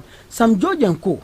sat down somewhere and said the Chief Justice was intervening in the ruling of the Speaker when the Chief Justice even called those people back. You know, that was when they were saying Efenyo Markins would become the minority leader. I don't know if you heard of something like that. He knows. There was this ruling in Parliament, and the Chief Justice, the case was taken to the Supreme Court. The Supreme Court said no, they should allow 3 members of Parliament to represent their people. And some of the cabinet ministers today were saying that if NDC wins, they were going to push this lady out. And so today we are seeing the light of it. So what is it that people have to sit on social media and try to speak as if this lady is wrong? We already know they were removing her. You understand? As at now, there's no any word satisfied for grounds of removal. There's no any word satisfied. All right. Thank you for your submission. Prince, let me hear from you. It's quite historic. It's fine. But you see, anytime politics is mentioned, I wonder, should we then, by parity of reason, conclude that President Akufo-Addo appointing her as the CJ constitutes a political appointment, and for that matter, she is an MPP member? No. When it comes to the removal of the Chief Justice, I've heard arguments about democracy is being undermined. And I wonder whether you went to a different school or they went to a different school that we never went to. You are telling me that a constitutionally sanctioned removal of an administrative head of the judiciary amount to our democracy being undermined. And we start talking about separation of powers. So when the CJ intervened in the ruling of the Speaker, did she abuse the separation of powers? Not at all. Correct. I'm coming. Please, let me flow. It's a rhetorical question. You don't have to answer. Second, when you talk about separation of powers, in basic school, in my case sister in GHS3 will tell you that separation of powers work in tandem with checks and balances. Is that not the case? Exactly. So where did you learn that? There's no institution in this world that is absolute independent. There's no institution in this world. There are checks and balances. You can have your reservations about the provisions of our constitution, maybe giving some powers to the president or making it easy. But you cannot say that your reservation about it, because a certain chief justice is being removed, we should all of a sudden go and change that provision so that it will fit her. That's not the case. Have you been able to cite any procedural breaches for which the reason you will say it is, political? The president set up a committee. The president is bound by the recommendation of the committee. He has no discretion whatsoever as to whether to remove her or not. It's that simple. So please, the Chief Justice has been removed and no one has been able to contest the legality of it. It's that simple. Now the Chief Justice has supported her. It's the preserve of her to go and challenge whether she has been unfairly treated or not. That's very fine. And I support it. She should go. She has been going, how did they end? But I want clarity to be brought to the matter to clear all uncertainty about whether if you are being removed as a CJ, amount to also being removed as a justice of the Supreme Court. That's what I'm looking at, and that's why I support her in this suit. That if you should go to the court, it will bring a clarity to whether if you are removed as a CJ. The case my senior reference, the lawyers then did not ask their lordships or the judges then as to whether the removal of the CJ then amount to a removal as a justice of the Supreme Court. No. So this time around, maybe this suit will help us all understand whether her removal of the CJ amounts to a removal as a justice of the Supreme Court. Although commonsensically, one would assume that if you are not fit to head our judiciary, how then do you expect? How do you then expect to now come and lead, or to now be part of the bench in the Supreme Court? So for me, commonsensically, you would say yes, but she is trying to say that the process for removal is meant for CJ, not a justice of the Supreme Court. Right. But I also want to commonsensically infer that if you are not fit enough, or if you believe that you have misconducted yourself, such that you are not capable or you are not fit to lead our judiciary, then you shouldn't be fit either to be in the Supreme Court. Right. So the MPP today, please. I don't know why you said we should not come in. Please, when you were talking, did I come in? I want to draw your attention to something. Okay. We have something we call misleading. When someone is misleading a public, you have every right to come in. That's you understand? I will not prevent. That is it. No, you have your time. Well, you can go. You have your time to comment on what I said. I just said misleading. Misleading means it's exaggerated. And yes, sir. What I'm saying is that if you think he has challenge with the procedure, you can go and also challenge the committee any way you want.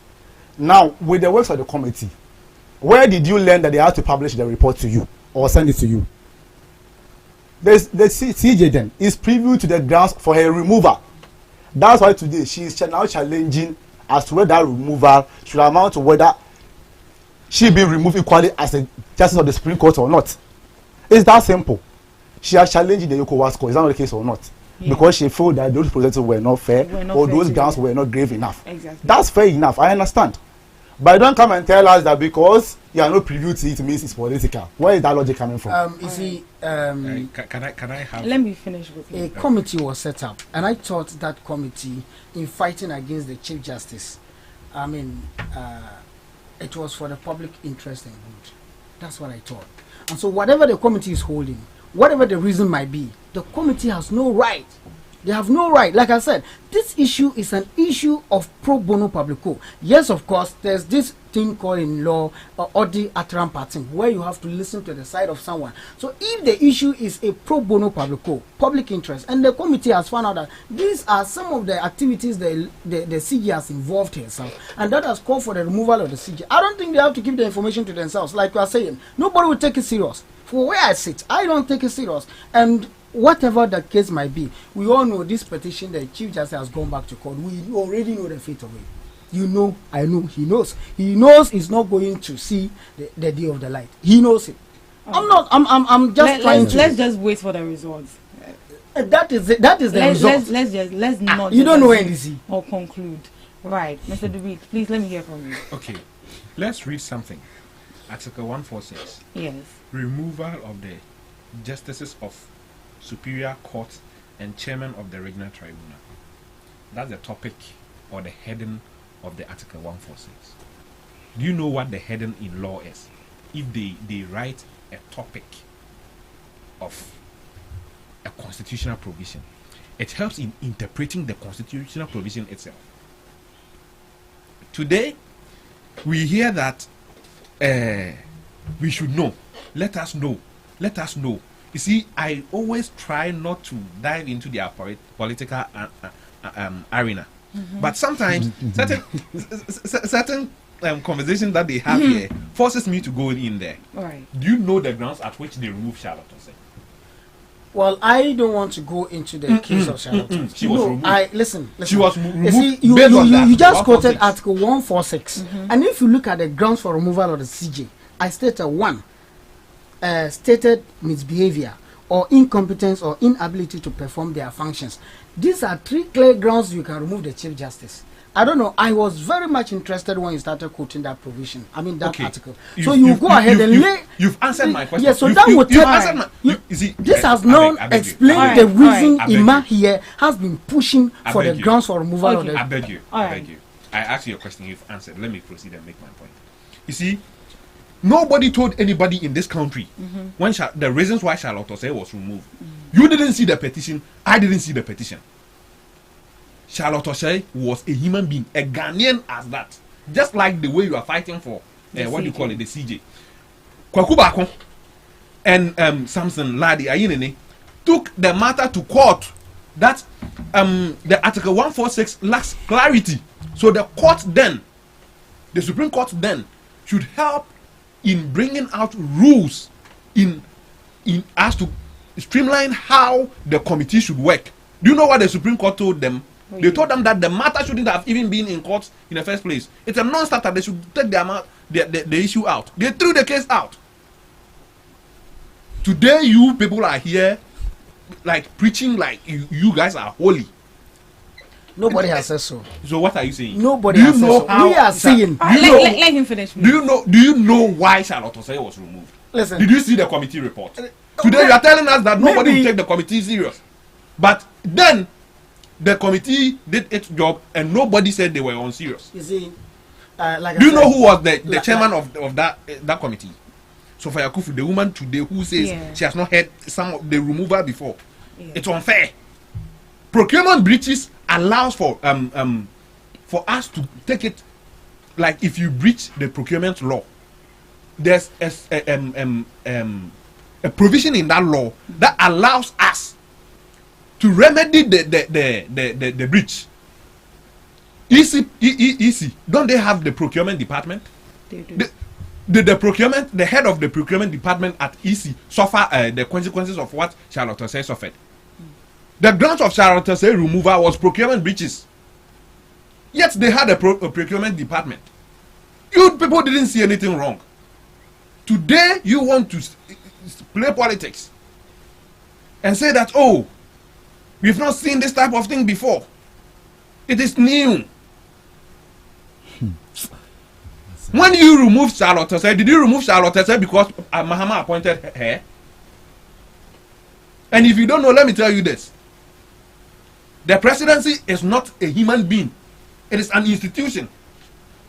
So whether NPP is there, NDC is there, CPP is there, PNC is there, it is still the presidency. So stop equating the presidency with the period of time and their actions to one political party as if when that person is no longer there, his things are not binding on the nation. There are contracts and agreements that Akufo-Addo signs that are still binding on the nation because he signed it as the president of Ghana, not as the person or the political party he represents. All right. You see, I don't want to talk about this much, but I just want to draw his attention to something. Okay. The committee, the case of Charlotte Osei, the committee came up when a prima facie was already established on the petition against Charlotte Osei. This is a different case altogether. So a prima facie case was I'm coming. Listen, it was clearly stated reasons for the removal of Charlotte Osei.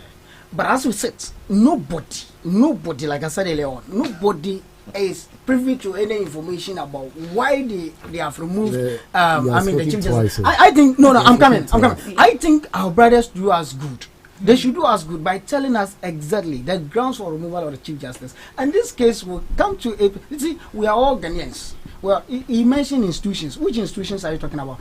Now, as we sit in this country, John Dramani Mahama, as the president of the country, has hijacked every institution. Whether you like it or not, you must bow before him. We know it, and that is the truth.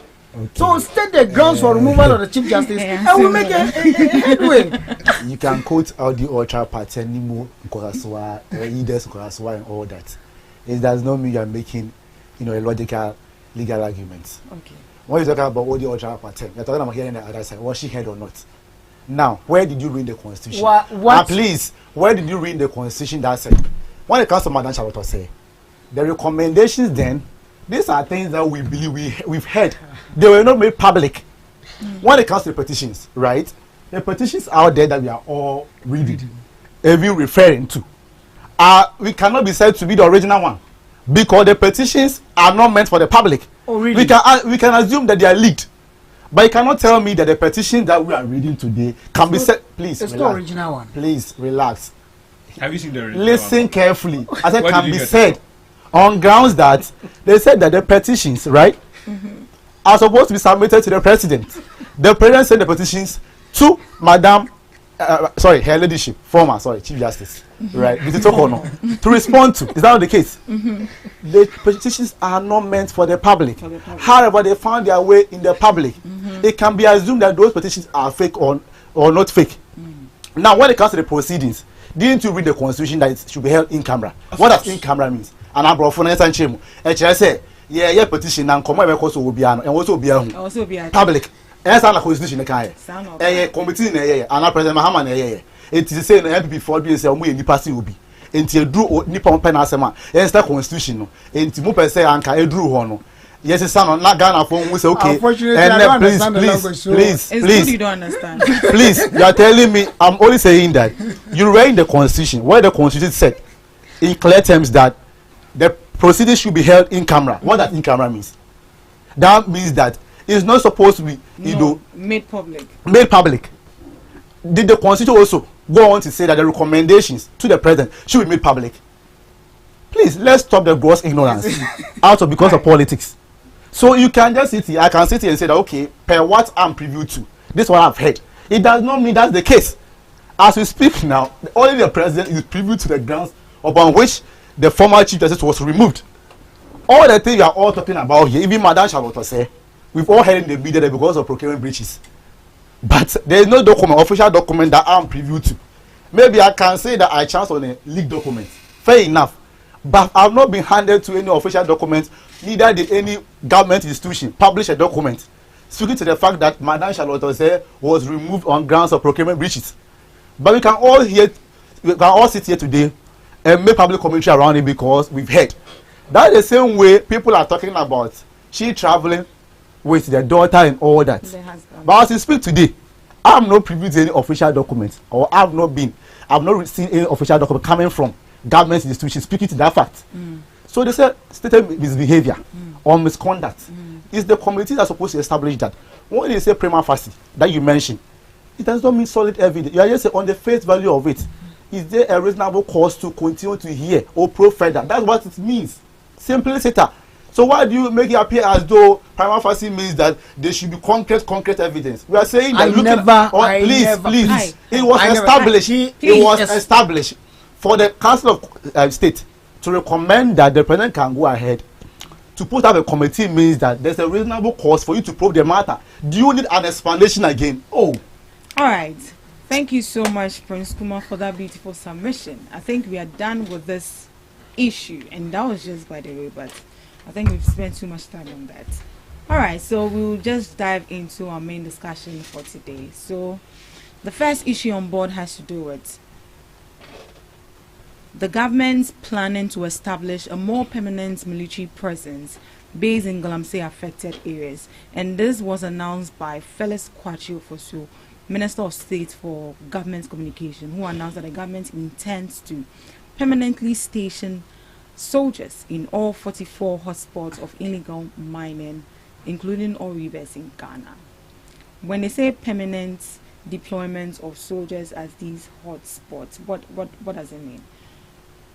Emmanuel Chambers. Yeah, so it means that the government has taken initiatives to deploy soldiers, that's the military, to Galamsey areas and create some kind of zones so that they will be stationed there for forever, permanent, forever.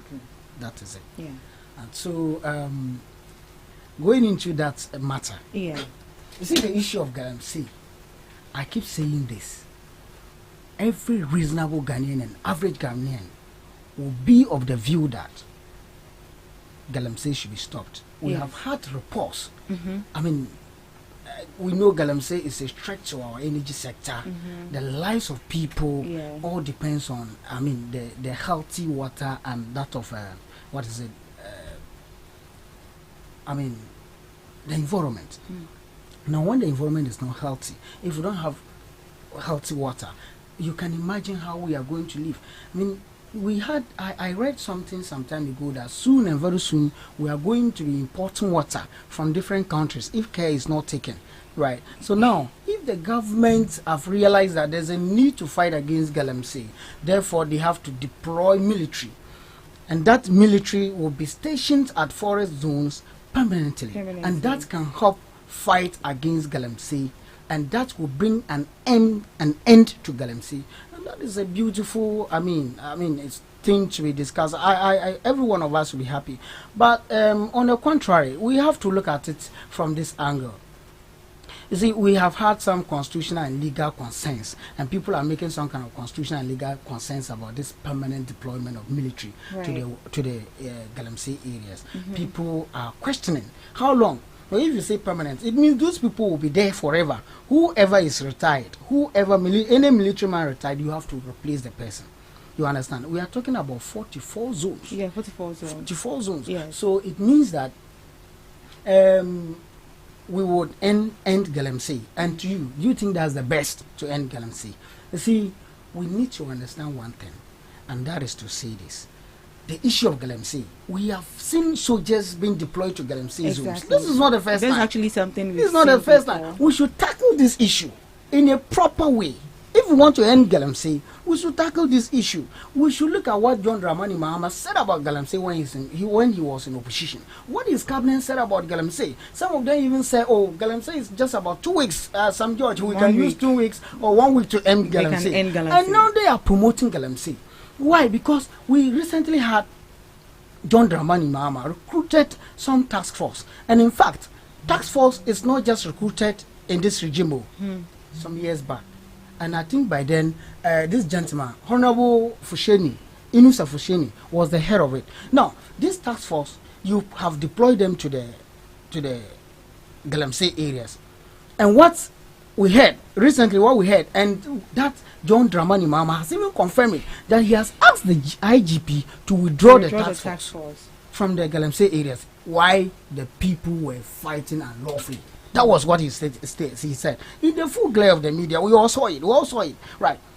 And so, if you have recruited this task force, you are paying them, and that is their job. You have purposely recruited them to take charge of Galamsey areas. Right now, you have withdrawn them. You withdrew them from their post. You still pay them, and now you are sending soldiers there. Are you not telling us that those soldiers are far better than the task force? And why in the first place did you recruit the task force? Didn't you see the soldiers in the first place before recruiting the task force? These should be questions that every reasonable Ghanaian or average Ghanaian should be asking ourselves. Now, that notwithstanding, we have seen instances where, I think Upper Denchire, where there is a video where a chairman of the NDC was seen fighting with his hand with military. A chairman, a commoner, in fact, the financier of Galamsey was seen fighting with the military. Now, that chairman is walking out there freely. Now you are going to take soldiers to. Now you don't feel that the soldiers will be the better solutions to this our problem. I think that is not all. There's more to this. The reason is that if John Dramani Mahama and his government is interested in ending Galamsey, and they know they don't longer want to, promote Galamsey like they did in the 18 months, they should be clear with us. You understand? I want to suggest that there is more to this. There's more to end Galamsey than deployment of the military to the side.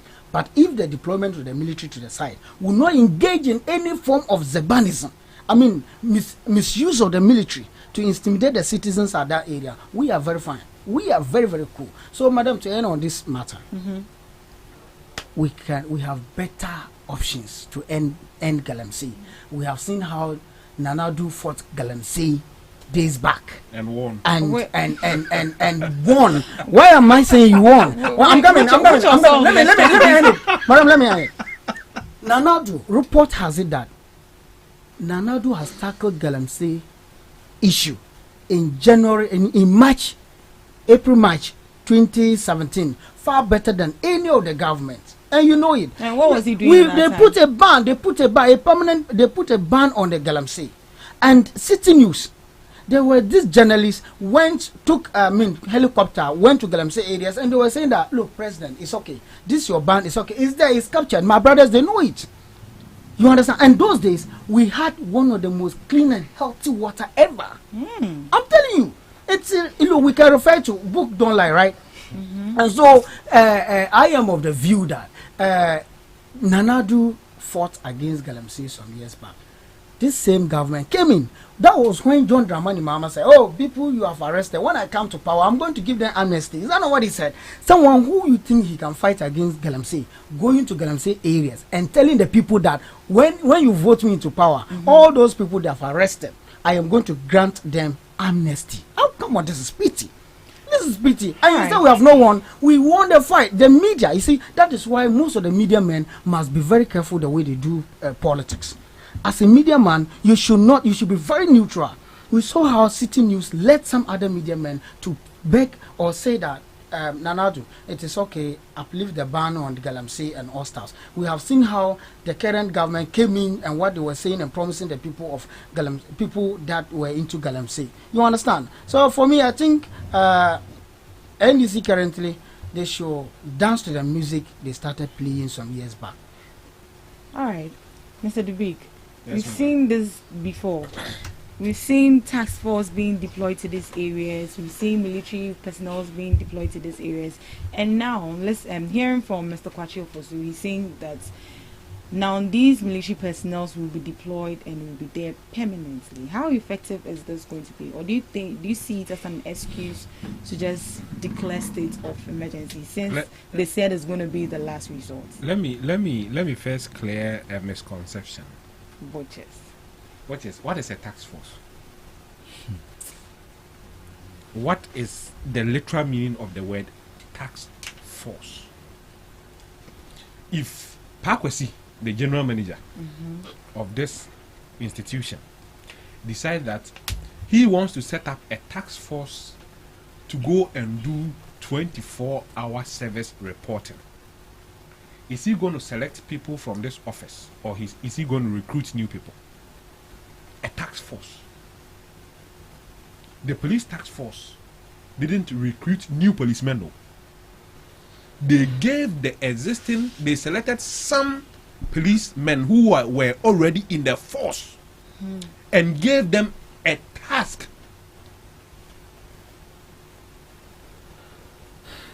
Which task was to go to the Galamsey site and fight Galamsey. So if they are disbanding the task force, what does that mean? They are recalling those selected people and taking them back to their original positions. So it has nothing to do with any source of allegations with these task force collaborating with Galamseyers to allow them to mine in these areas. It has. You withdrew the people from the side because they were fighting it too much. That's what the president said. All right. Yes, let's put that on record and let's not assume things and say it should deceive the public. Okay. You know what deception of the public means? Deception of the public is when you, the party you are fighting here, brought a law that allows people to mine in the forest zones and you said nothing. No. Let him finish.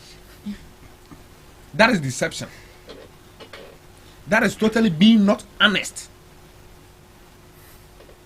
Because your own party, led by Abu Jinapo, took the LI to parliament. Afenyo Markin today, who is a Galamsey champion, partook and passed that law. You have no evidence to what you are saying. I think you should speak to the topic and not, he's deviating from the topic. He's not deviating, please. I think he's still on that. He's building up a point. All right, thank you. Today, you come here conveniently your chest puffed out. You are telling us that NDC government, I don't speak for the NDC government. You do. Let's put that on record. You do, please, you do. For you to mention Efenyo Markins is my brother. Listen, but anybody at all can mention Efenyo Markins. My brother. No. Efenyo Markins is never into Galamsey, and he's not even from Galamsey areas. I have stayed in Winneba for 3 years. Let me address this. Let me address this, my brother, right now. Let's just cut this whole charade. Let's cut this charade and be serious for once. You see, I'm not here to say what you like, and if I don't say what you like, it doesn't mean I'm not being objective. I know. Objectivity is not neutralism. Let him understand this. Understand this. Being objective is not neutralism. If I sit here and this man is thick, tall, and slaps you, he takes your water and you ask him, why did you take my water? And he slaps you on top, and I say, oh, I'm neutral, I won't say anything. I've not been fair to you. Exactly. Because I saw that he took your water, and when you asked him, he slapped you on top. So me being objective is to tell him that, my brother, you didn't try for taking his water and slapping him on top. That is exactly what I'm doing. I won't speak the way you want me to speak. I'll speak the way I think I can speak. All right, fine. So allow me. All right. Okay. Thanks for that clarification. So all these things went on in this country. Nothing happened. Okay. Nobody said anything. And now the same people who passed the law have turned around to tell us that we should repeal the law. If you knew that the law was bad, why did you pass it in the first place? Right. And to the deployment, you see, his government were the people who withdrew the military from the forest zones in 2022. Check. You say book no lie. Check that same book.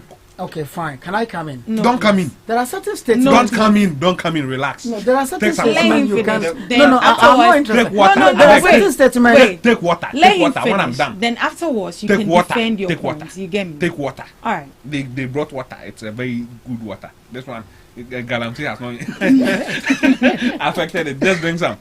You see? So when they decide that now, the thing that we reverse, we are going back to implementing that same thing that was working for us. You said no. You don't understand because there have been Operation Vanguard, there have been Operation this. You see, when those operations were going on, One to me and KJ4 were still mining. Akonta company was still in our forest reserves. When Operation Vanguard, Operation Galam Stop was all in force. You say, what do you call it? An NDC chairman was fighting and he's free. Untumi was free for 8 years. Fighting the military. Untumi was free for 8 years. Kejemfua was free and he even cried that her excavators were bent. Today you say a chairman, a constituency chairman fighting Galamsey tax force is bad. But you don't have the impetus to condemn Untumi. You didn't even mention him once in your submissions. That is why I always say that politics is something that I don't want to do. You know why? Because if you are not a hypocrite, you cannot be a successful politician. You have to be a hypocrite in this country to be a successful politician. If you want to be honest, the people in your party self will stand up against you. Yes, we might have. Galamsey is not a one-day fight thing. No. Exactly. It should be continuous. Measures should be put in place and the measures must be consistent. After Akufo-Addo placed that ban, and in your own estimation, you say that the waters were clear, everything was straight up, neat. Yeah. You forget that at a point, he relaxed the ban and now introduced something called community mining. When your own party executives were now leading the charge, going to take concession and sell it to the Galamseyers. What did you say? At that time, weren't you drinking the same water you say it's polluted today? Didn't we have the dangers of exporting water at that time? Have you read the Professor Frimpong's report? Have you seen what the report says about your own party people? You see, we can fight Galamsey. But the approach and how politicians attach political sentiment in discussing the issue is the reason why we've not been successful in fighting Galamsey. We were in this country when Anodompre stood in parliament and compared in your time, you spoil water more than us. So it is okay if the water is spoiled today. We were in this country when Ayiwa Free went to Kumasi on the campaign platform. What did the NPP say as a political party? What was their stance on it? If they had conscience, they should have sanctioned that man and even made him to resign as a PC for endorsing Galamsey. If Galamsey is bad, then today you know that Galamsey is bad. What did you do when that issues were going on? So back to the point of military deployment. It is a good idea that has been the practice over the years. You see, I grew up in a typical village. I always say this. And our village was close to, what do you call it? A forest. I remember some time ago, my big brothers went to the forest to chase grass cutters. And one of them, excuse my language, wanted to ease himself. So he went to the bush looking for a place to ease himself. Then as he loosened up and started to do the do, somebody just said, hey, sorry, free home. He turned around and it was a military man lying down in a camouflage beside him. So we have always had military men in patrolling our forest reserve until 2022. You people came and told them to get out of the forest and go and be at the barracks. So if you don't know these issues, you might come here and make the kind of argument my brother is making this morning. I believe that we have a long way to go to fight Galamsey. I'm not part of the people who will say that 8 months is not enough. 8 months, we should see progress. Are we seeing the progress? It's worst now. Of course, I am seeing the progress. You can decide to see whatever you are not seeing. What are you seeing? Okay.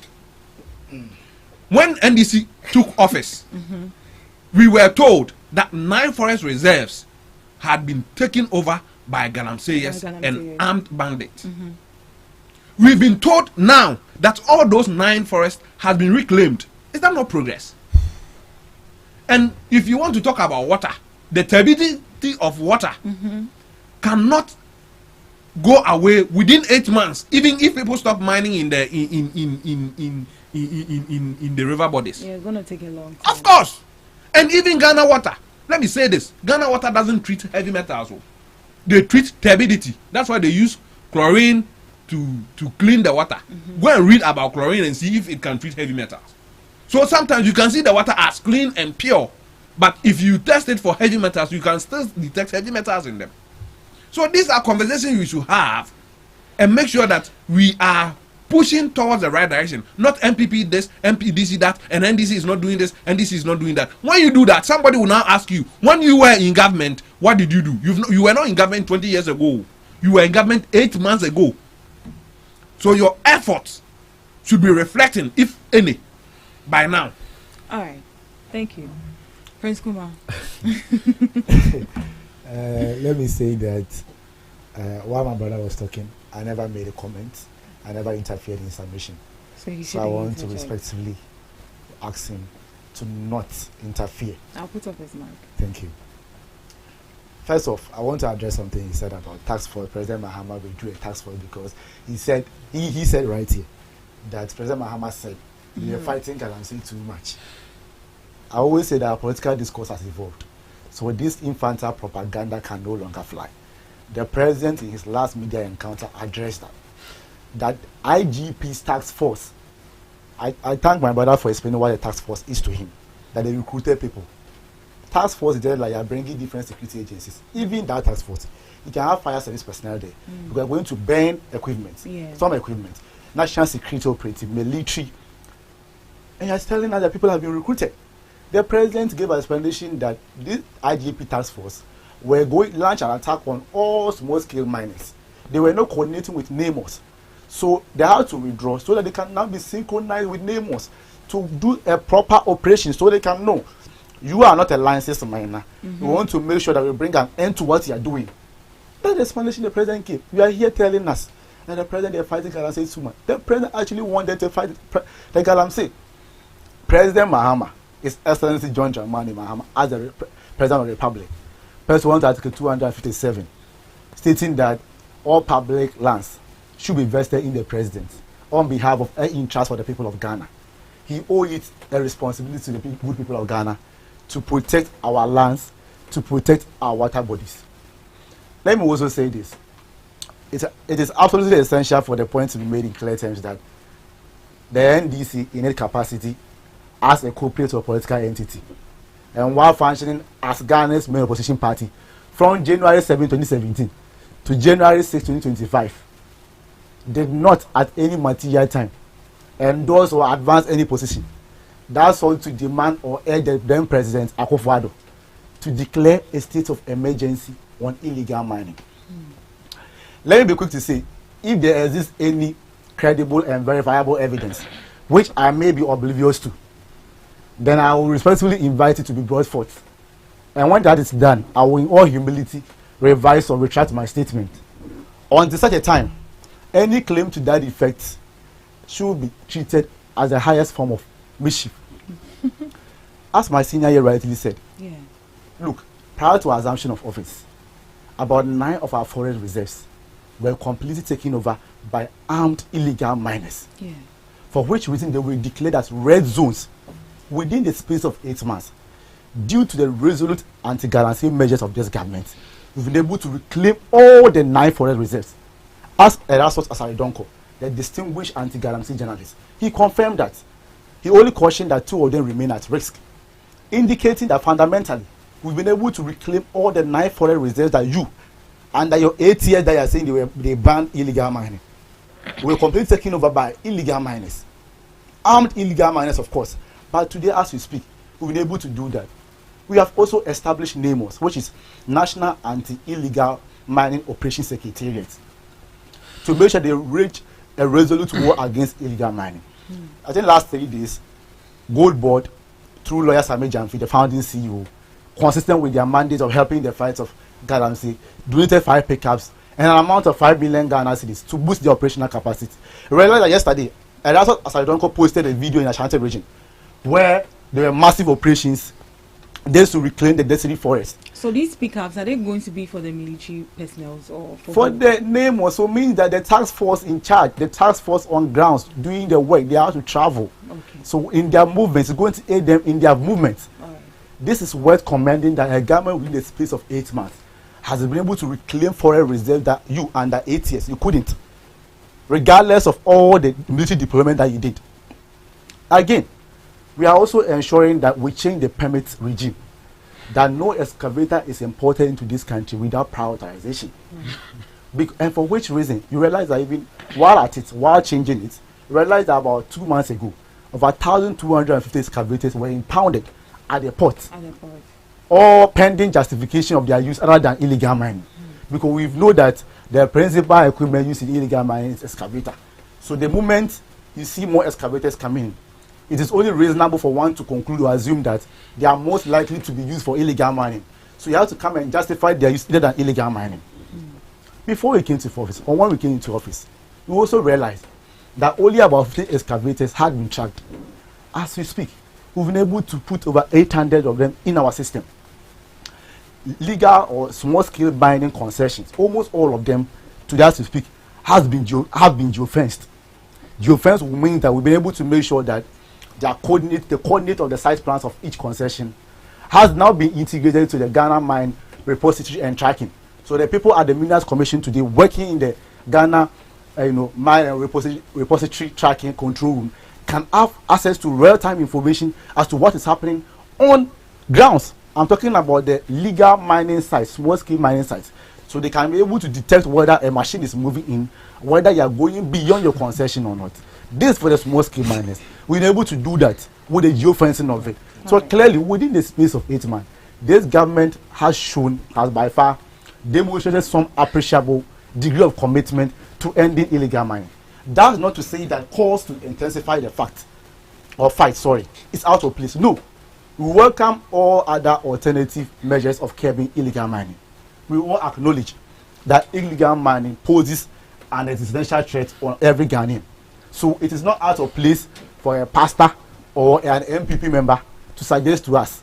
But of course, as the president rightly said, We have not even exhausted all the powers that we have at disposal to declare state of emergency. Let me address what he said. 2017, basic analysis. You ban mining. That's what he said. 2017. It is not folly for you to now release the ban or take off the ban for people to mine again, for stability level to go to about 14,000 NTU. So why did you ban it in the first place? So after lifting the ban, what was the rationale behind lifting the ban? You realize that Galamsey intensified.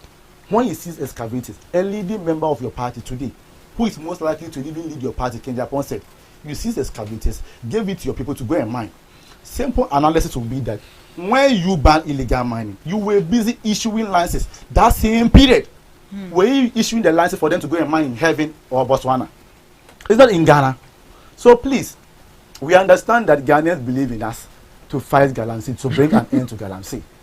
And we thank them for their support. But it cannot also be said, or any argument cannot be put out to discount government effort that far as to how we've been able to manage illegal mining. As for task force taking money or allegations of such, those things are bound to happen. Much as I don't support that, because you have people going there with their own ulterior motives instead of going to fight the illegal mining. And that is why the IGP and the president is saying that once you are caught, you'll be dealt with properly.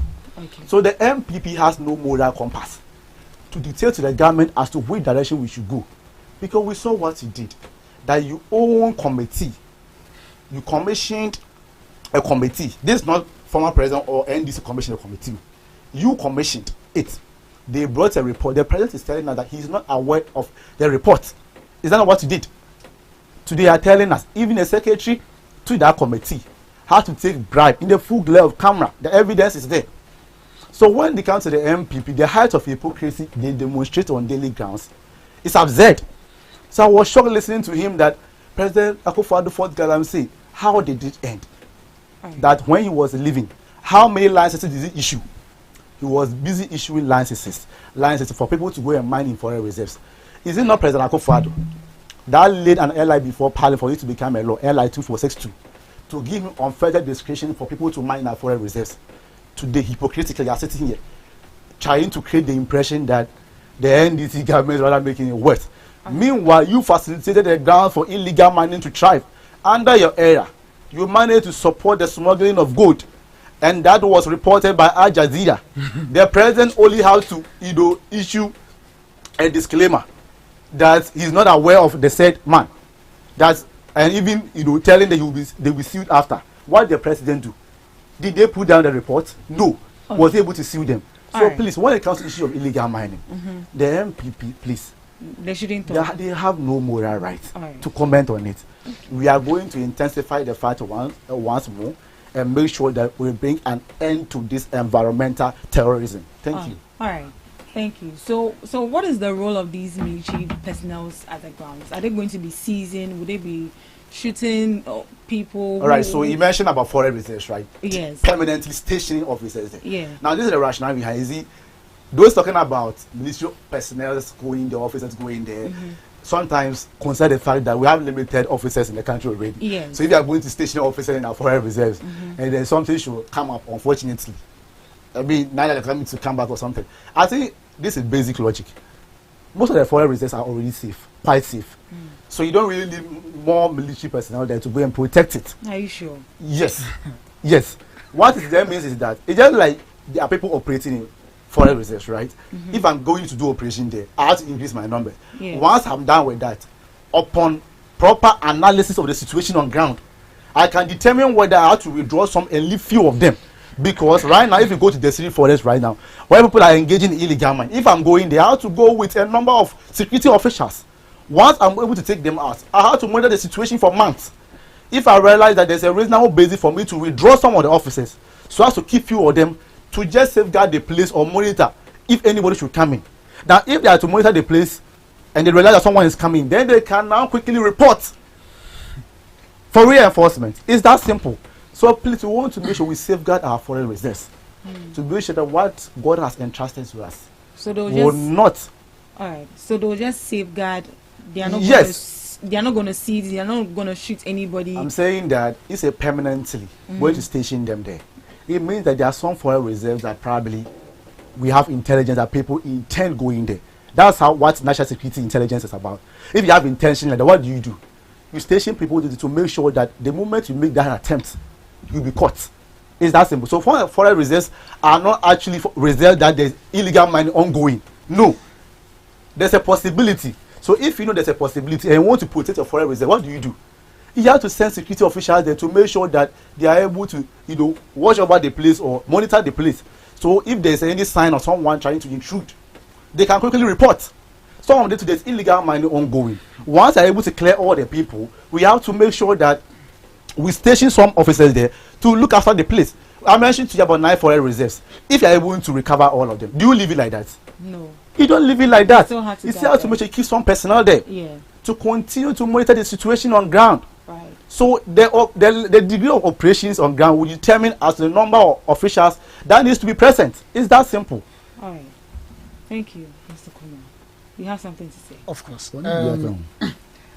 Are you convinced? The very last question you asked him and the answer he gave. As to whether they are going to shoot anybody. Yes. Are you convinced with the answer he gave?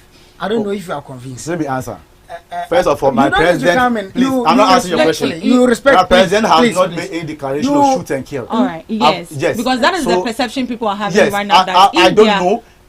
But of course, the military or the police, anytime they go, there are instances where they have to exchange guns with the illegal miners. Yes. So in the event of that, somebody can die. In the event of that, do we have a law in that said that go around and be shooting civilians? No. But don't we have instances where the police will have the cause to shoot and kill some people? Okay. It's that simple. Very well. I shall come to that in the next topic, so I don't want to talk about it now. All right, Mr. Dubi.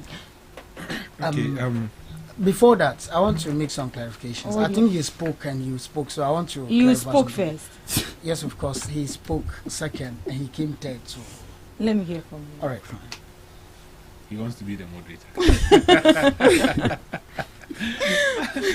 the issues of the military station there and then it's being danger to the people there. The people. But the barracks is right here. Don't you go to 37 or that? Don't you go to Bema camp? Yes. Do they shoot to kill you? No. So that means those people in that locality are still going to be safe. Yeah. So you see, the point there is not to go there and just be shooting and just be chasing people. Okay. If you are caught. I used my brother going to the forest as an example. Yes. Was my brother shot? No, he wasn't. He wasn't there to commit a crime. He was just there chasing grass cutter. And chasing a grass cutter is not a crime. Even when you go to the forest, into the forest to take a leave or something, the soldier will not arrest you because you are in the forest to take a leave and then he's there or take some herbal medicine and he's there protecting the forest. He's there to prevent people from doing illegal mining. So if you go into the forest and you are not doing illegal mining, then there's no point in, the military man chasing you or you being afraid of the military man coming after you. This is something that we should have done long ago. I don't even understand why, up to now, the military is stationed in Accra with us. You see, where the barracks is, I don't understand why the barracks is still there. You should have moved the barracks to the Tiwa forest and its environs. If there are terrorists that will come to Accra and hit us, where would they plan? These are the areas terrorists would want to plan. You get it? Mm-hmm. So in as much as we have the police around, that one should fight for our internal security, and the military should deal with external aggression. Right. You get it? So I think a lot of thinking went into that decision. Before. Of course. Right. So I don't have any problem with them. And people living in these areas shouldn't also be scared because we in Accra, we in Kumasi, we in Sunyani, we live with the military men. Our brothers are military men. Our sisters are military women. Do they come to our house? When they come home, do they kill us? Yeah. So if you are caught there doing the act, that is when you have a problem with the military. So I'm going to give you 1 minute to say whatever you want to give him like 5. I think 1 minute is too much. Okay. 1 minute. Because we need to move to our next topic. With the issue of Galamsey, the both spoke about issuing of license to people during Anado's regime and all that. Recently, the President of the Republic stated that it is not a crime to involve yourself in illegal mining. He said it. It's on media, and I don't know if you if the thing is illegal. He said it's to involve not yourself against in illegal he mining. said it is not a crime, To and involve there's no yourself in any illegal- constitution that is proven that one should not involve in mining. And so because you mentioned listen, the mining. So he didn't see this question came up when the task force was withdrew from the site. I know what I'm talking about. You understand? And even when some people were calling for a state of emergency, that was the response from the government, the president. You see, so I think a way or two. You can never tell me that the current government is not in a way fighting against Galamsey, and you can never tell me that they are not also promoting Galamsey. One breath they are promoting, the other breath they want it to appear on the surface that they are fighting against it. And so until that is seen, and until we all reason beyond every reasonable doubt that Galamsey fighting is for our own good, we will continue to remain at where we are until we start importing water. We will never realize the risk of Galamsey. 1 minute. No. Oh, they all responded. 1 minute. So the fiduciary responsibility or interest of government is to protect lives and properties. Let's say the properties here is the forest reserves, and the lives are human beings, right? So it's not in the interest of government to go to any forest zone or area, communities around, to go and shoot and kill civilians. Shooting to kill civilians sometimes only guaranteed or warranted when you pose a threat to the peace and stability of the country. So once you are not going to invade the forest reserves, there is no cause for you being harmed. Not to don't talk about you being killed. Let me put that on record before. And the president, who is the commander-in-chief of Ghana Armed Forces, has not made any declaration to that effect of people being shot or killed. All right. We are just hoping that this yields to a positive, result to solving illegal mining. All right, moving on to our next topic. The Ghana Catholic Bishop Conference has called on President John Dramani Mahama to declare a state of emergency over illegal mining, also known as Galamsey. We are all calling for states of emergency. Of course. Do you think we are at that point that we need to declare state of emergency? I see you smiling, Mr. Dupe. What do you want me to? Okay, let me start. Chambers has been starting ever since we started. Let me start. It's my turn. You see, any relationship that has its foundation on promises has the tendency to fail if the promises are not met. Right. Let's assume, without admitting, that NDC promised the Ghanaian people for a state of emergency.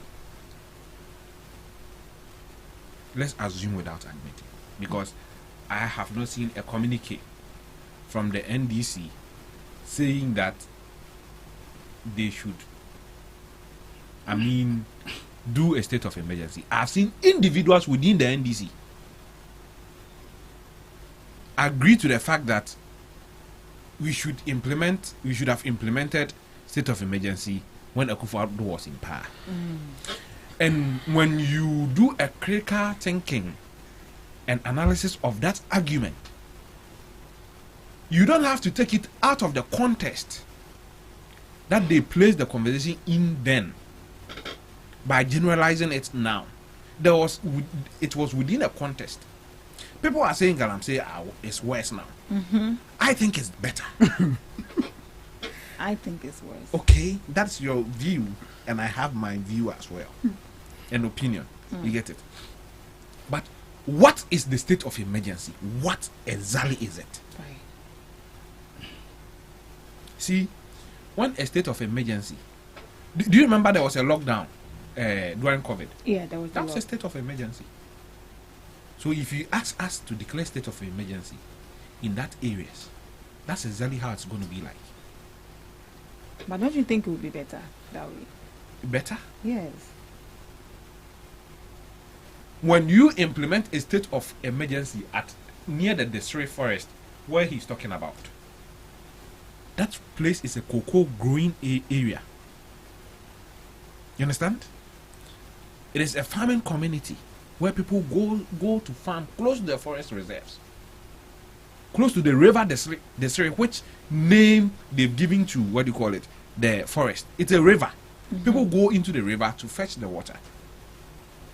People go close to the river to farm. That's why they are farmers. My father's cocoa farm is just boundary with that river, the river district. I was born near that river. So if you say state of emergency, let's declare a state of emergency. It means that the people around Mankranso, that they Swaba, Sienchem, Kwekunyuma, and its environs cannot go to farm. They cannot even go to farm to pluck their cocoa, which would in turn give us foreign exchange. You see, if there's something that we can do as a nation to stop Galamsey, let's do it. But I think calling for state of emergency is too extreme. So in your opinion, we shouldn't even call for it? No! Adai. State of emergency. You see, most Ghanaians haven't even experienced curfew in their lives before. Curfew.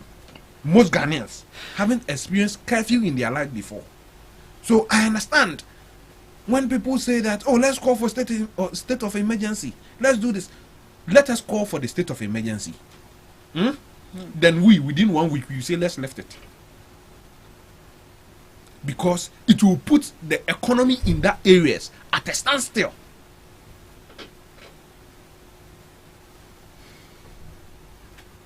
As the president said in his address or his meet the press engagement, there are other steps we can take. The state of emergency should be the last resort. Ever since we started the fight against Galamsey, how many people have we successfully prosecuted? Can you tell us? Yeah, I've not seen anybody. So we arrested Aisha One. What is her name? Galamsey Queen. Osafo Mafu told us that we are looking for loan from China. So let her go. We let her go. And as he was also saying, he said President Mahama said he was going to give amnesty to people who have been arrested. See where I'm going with it. And Muntaka recently also said that what will we benefit if we jail foreigners engage in Galamsey? So there are things we need to do. There are a mindset we have to change. If we say Galamsey is a crime, you commit that crime, let's prosecute you. Let's not find excuses to let people go off the hook. If we do that, we are enabling it. We are enabling the Galamsey. And we will have a former president saying, as we speak now, Akonta mining is not engaging in illegal mining. There are things that we have to do that we've not done. One is successfully prosecuting like the corporate of Galamsey, which we've not done. We have to give alternative livelihood to the people engaged in Galamsey. We've not done that.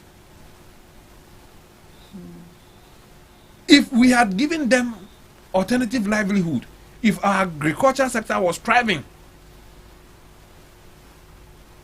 and then they are still doing that, we can say that they have jobs accessible, available for them, and they are not going to do this job, and they are engaging in illegality. So let's do this to curtail the illegality. Say, one year state of emergency. Now come the okra won't mean raw forest no nkote mango ndio. Won't mean raw forest no enkote kwadu endi. Won't mean raw forest no enkote anka endi, because it's a state of what? Emergency. Stay indoors. So we need to take a critical look at it, and we shouldn't just start calling for things without knowing what the thing is. I respect the Catholic Bishop Conference because they have been one of the institutions that has been consistent in the fight of Galamsey. And they've been calling for this state of emergency since Akufo-Addo time up to today.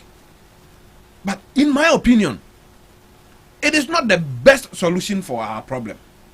It can be one of the solutions, but it is not the best. If you ask me, I'll tell you that it is not the best to fight Galamsey at this point in time. With state of emergency, I saw yes. the way you looked at him. I don't mind.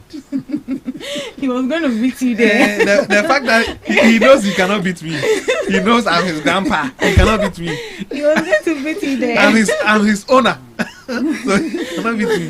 So that point established. Let's look at avenues. Let all the stakeholders come together.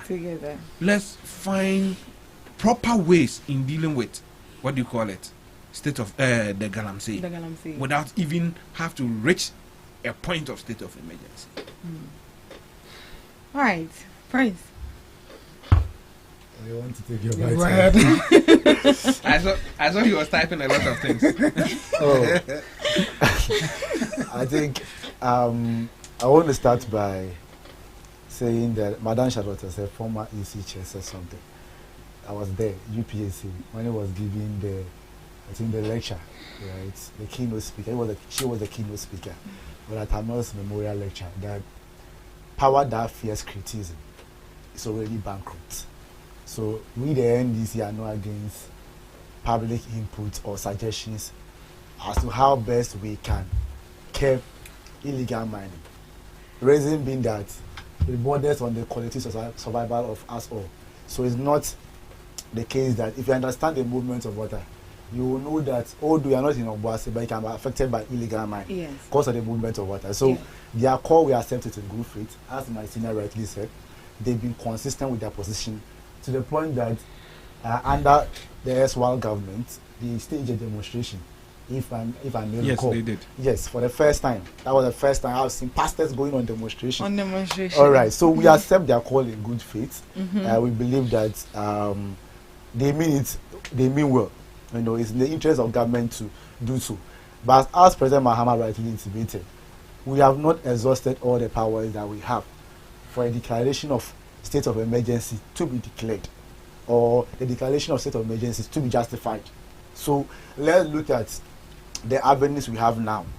If all of them seem to not succeed or not to work for us, then the declaration of emergency or state of emergency will be the last resort that government will have to deploy to ensure that we are able to manage this illegal mining very well. But we respect their position, we respect their view on national issues, for the fact that they have been consistent. And I always say, what we the NDC don't want or we frown upon is churning out factually inaccurate information. As for that one, if you go and do it, you go to court. But to express your opinion on an issue, that this is what I think about how we can solve illegal mining, I don't think it's the same. Although I disagree with them, but I still respect their view that we should declare a state of emergency. But it's quite unfortunate that as we speak now, that cannot be implemented. We can look at that in the near future. If all the plans we have now, or the plans being in policy interventions being put in place, doesn't yield any possible positive results, that we are going to end the menace soon, then we can go for the state of emergency. But as we speak now, please, we cannot do that. We thank them for how they are able to contribute to this government. Some time ago, some pastors, they all went off because if you do, they come and arrest you in a Rambo style in church, even if you are preaching. So, but now to speak, they are all free to speak. And as I said, they are not part of the hypocrite individuals, the hypocritic individuals in Ghana, like the MPP, like Brian Champong, that will tell us that, oh, if at the time when I knew very well that when you are taking the monies of pensioners, and I know very well that pensioners' money taking is no good, he will keep mute until he wants to now run for a president or a president of Ghana. They come and tell us that, oh, if I can't pay all this money because I know it wasn't good. We are not like Dr. Bawumia, or they are not like Dr. Bawumia, who knew him very well that he didn't manage the economy very well. Prince. All of us to come, all of us to come and tell us that he's apologizing, and people are today defending that he wasn't the finance minister. Then I also asked the question that, was he a minister for communication and digitalization? No. So we respect their consistent position. But President Mahama wants to humbly tell them that we cannot declare it now because we still have a lot of plans in place. If all of them prove to be futile, then we can go in for the declaration of a state of emergency. Thank you. But you were bold enough to tell the then government to go for state of emergency. Who, please? The previous government. Who? Who said that? Your people. My who? I want you to mention him. Please, let me put that on record. That's why in my first submission I said, that if you have any evidence that the NDC held a position that President Akufo-Addo should declare a state of emergency, you should profile that forward. So those people came out to speak. Who? I want to know the individuals. Okay. Maybe our national chairman, or maybe Sami Jamfi said it. Maybe Sam our George youth organizer. Sam George. Yes. That he said they can solve Galamsey in just 1 week. So he didn't say you should declare a state of emergency. These are unrelated. If Sam George is expressing his opinion I think you should read around it. Please. He said that Sam Joyce said we can earn illegal money in 1 week, which is his personal opinion. I respect that. And I'm saying that does that amount to a state of declaring a state of emergency? No, they're not the same. And even if some NDC member in Bogoso, which I don't know, made similar pronouncements, he is entitled to his opinion. It's just like telling me that Honorable Kennedy Japon said that MPP, they doesn't know why it belongs to MPP, they are fools. I will not mess with. He said it. I'm not the one saying it. That's his opinion he expressed. Should I by that conclude that my brother sitting here, fine gentleman, is a fool? No. Unless you want to tell me that when Honorable Kennedy Japon said that MPP, meaning tell me don't MPP, and we are giving for too much. Sorry for my words, man. I should based on that conclude that my brother sitting here, which I believe he has some, sense intact. I should conclude that he's a fool. I should conclude that our respected Dr. Bawumia is sim. I will not use. No, I can't conclude that. That's his personal opinion. We are done. So if somebody expresses his personal opinion, it cannot be binding on a political party he or she belongs to. All right. Unless you want to tell me that what Kennedy Japon said about MPP members is true, because he said it. It's okay. Thank you. Thank you. Chambers. Did he cook you? Oh no. He roasted you. Cook him back.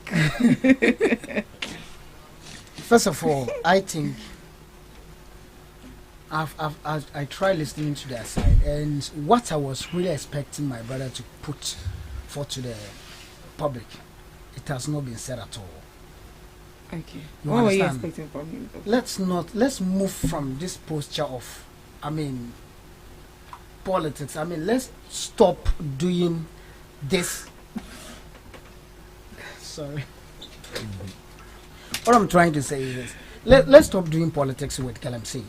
If you look at the body, exactly, that is saying that the president should call for the state of emergency, or declare a state of emergency on Galamsey. These are neutral people. They are not into any political party. Now, we also have Ghana Coalition Against Galamsey. Yes. They're also calling for a state of emergency, and some other respected people in this country. Why? The thing is that these people are of the view that the state of Galamsey now is too high. We have not seen it in this country before.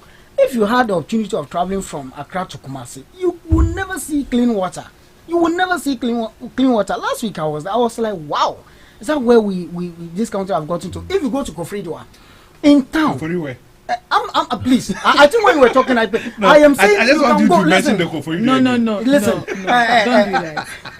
Probably not mind. Look, you will understand that some of the water bodies, when you glance your eye through water bodies, look, it's yellowish, and in fact it has turned to tea without milk. It's very bad. Very bad. Now this group of people are saying that let's declare a state of emergency, and I was so surprised.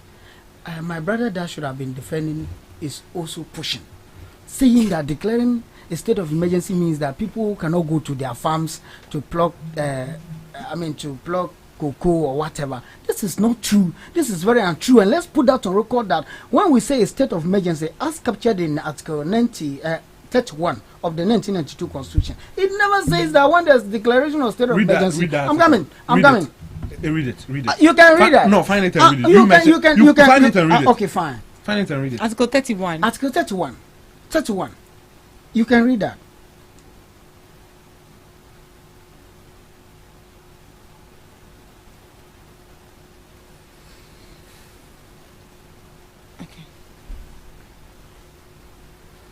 So I don't know if you are there. If you are there, you can do us a favor. You can read that. Ima, are you there? Yes, I'm very there. No, I'm. Okay. Bro, Are you I there? don't know what No, he's you quoting can. on. I know now. No, I want him to listen, read that same article. You saw it before. I am listen. I am saying it. So you should be able to paraphrase what is there. Of course. Yes. I'm so just coming to counter something. That's why I am. I am You are using fortified by. Okay. So I'm here. Of course, but that's the he called for the constitution. You can read. it. So Article 31, Yes. emergency powers. The president may, acting in accordance with the advice of the Council of State, by proclamation published in the Gazette, declare that a state of emergency exists in Ghana or any part of Ghana for the purposes of the provisions of this constitution. Very well. So which part of it that you don't understand? Now, I just want to clear this Are doubt. you done?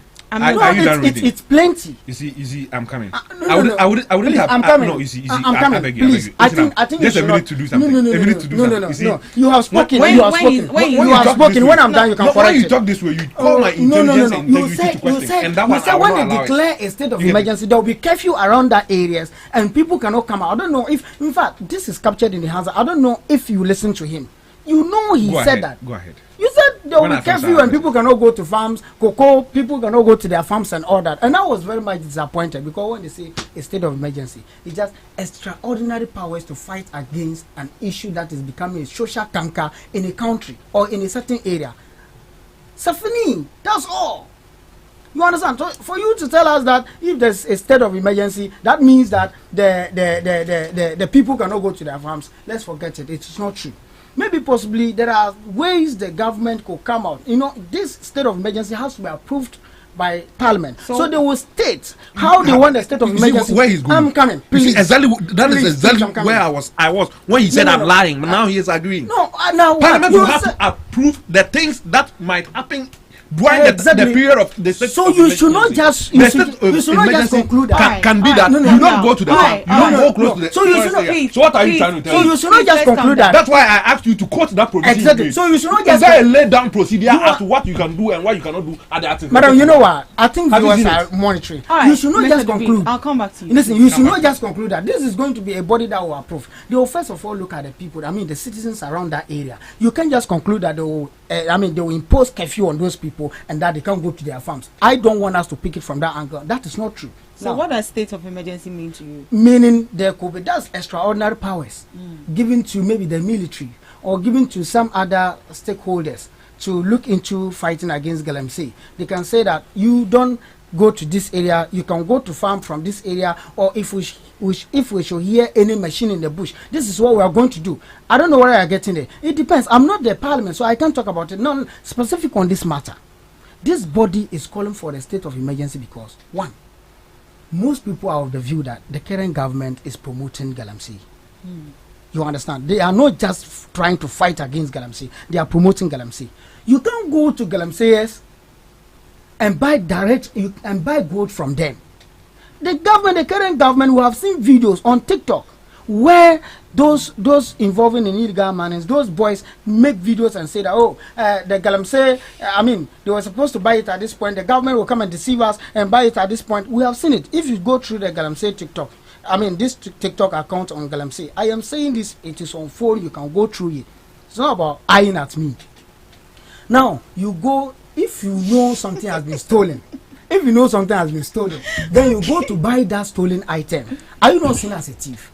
If you know something has been stolen and you go to buy those stolen items, are you not seen as a thief?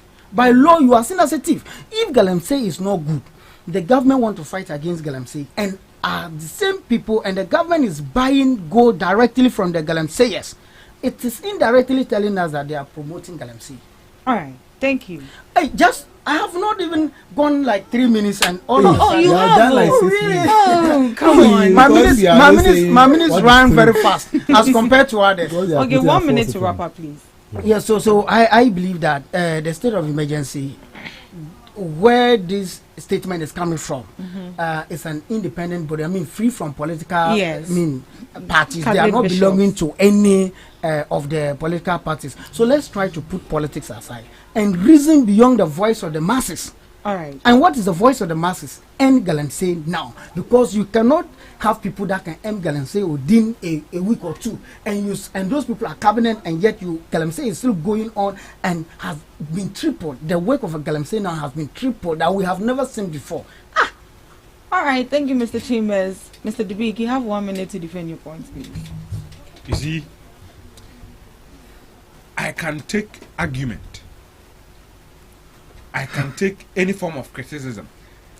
But what I don't take is when somebody try to rubbish my intelligence and try to make me look like I don't know what I'm talking about. See, let's establish this fact.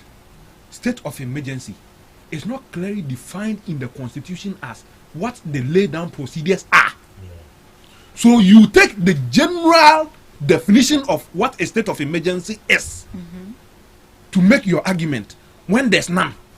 In this situation, there's no state of emergency. So we cannot say to a fact that this is what they are saying they can do and what they cannot do. So you have to argue based on the general things that entails in a state of emergency. Is curfew part of state of emergency? Yes, it is. Movement of restriction to movement, is a part of state of emergency? Yes, it is. What about duties and activities, which includes farming, which includes fetching of water, which includes going to the forest reserve? Is it? Yes, it is. So in this situation, if I tell you that if a state of emergency is implemented, there's a likelihood that people cannot go to their farms, people cannot go to the forest to pluck mangoes if they are hungry, people cannot even go close to the river bodies. I am right and I'm not lying. It is you who don't know what you are talking about. If you did, you wouldn't have mentioned Article 31, because Article 31 just gives the powers to the president to declare it. It doesn't say what the president can declare and cannot declare. I am saying I was fortified by Article 31. You understand? What did Article 31 You will make a general statement and rely on only curfew. And I said no, state of emergency. I didn't rely on only curfew. You do. I said that people in Ghana have not even, most people in Ghana calling for state of emergency have not even experienced curfew before. So they don't even know what it takes to declare a state of emergency. So when I say this, then you misconstrue my thing and say that and say that I am saying that curfew is part of what this is. No, my brother, you cannot do that to me. You've not been fair to me at all. Maybe you rather. No, you've not been fair to me. Okay, that's enough. We are almost from the same place, but you didn't try. All right, so time is far gone. We are just going to look at the third topic briefly, and then we are out of here. So that has to do with government launching the Big Push project. What are your expectations for this project? Come on, briefly. Briefly, and kind of briefly, sir. No. This is briefly. Our time is far gone. Please. Oh, yes. 10:30. No. That's fine. Yeah. We promise the good people of Ghana that we are going to make sure that we embark on massive infrastructure projects, and that's why we said we promised them $10 billion big push. And I'm extremely happy that the policy has finally seen the light of day. Okay. As we speak now, we've started with the Dodowa, Afenya, Dowenya corridor, about 24.8 kilometers. We are starting in Tetema, Flower. You're going to, the president has even said that every region in Ghana is going to benefit from the big push agenda. That's the NDC government. We are known for that. Just in a minute, let me educate him why, the reason why in his era, the gold smuggling went on a rise. We lost about $11.4 billion to gold smuggling linked to UAE alone within the space of 5 years under their government. 223 metric tons of gold. So what happened was that gold board used a fixed rate to buy gold. These gold smugglers, they sell to illegal, unlicensed gold traders. What it means is that because I don't pay tax, I'm able to smuggle the gold out. The returns, the profit, my profit margin increases. So when I'm coming to buy, if you are buying it at a 5 Ghana cedis, right, and I will have enough money to buy it at 10 Ghana cedis. So they will prefer selling to those gold smugglers at 10 Ghana cedis. Now when Gold Board said you are going to put a fixed rate on it and you can no longer smuggle gold, then these gold producers are now saying that no, the price they are giving us is not, it's not much, because they were selling it to gold smugglers. They have enough money on them. That is what your government supervised.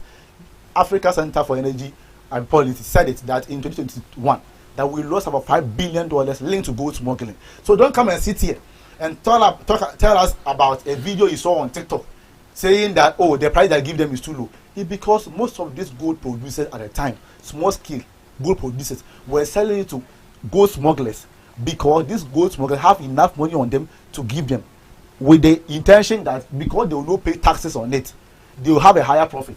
So they can come and compete with the licensed, gold traders. That is what your government supervise. So don't come and sit here and mislead the public. For me, I want to correct something. No, there's no time. Can correct. 10 seconds. That's fine. Just 10 seconds. I love the point he has admitted that the government buy gold directly from the illegal miners. Did I say that? No, that is how you concluded. Did I say that? Oh, I spoke on how Ghana say boys. No. He didn't directly. I say And he said small what? scale miner legal, and some of them, you're a small scale miner. You have a discretion to sell to whoever you want. So if I go and sell it to a gold smuggler, that gold smuggler can give me more money, a higher rate for my gold than a licensed trader, because that licensed trader, Alright, so regulators of government will go and pay a Madam, 3% withholding go tax. ahead. So please, don't misquote me. Propaganda now, you are well skilled and achieved in propaganda, please. Okay.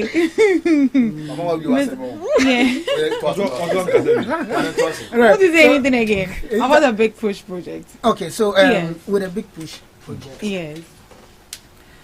For me, I believe in one thing. You Yes. see, I'm not one of the communicators that is known for propaganda. Okay. I believe that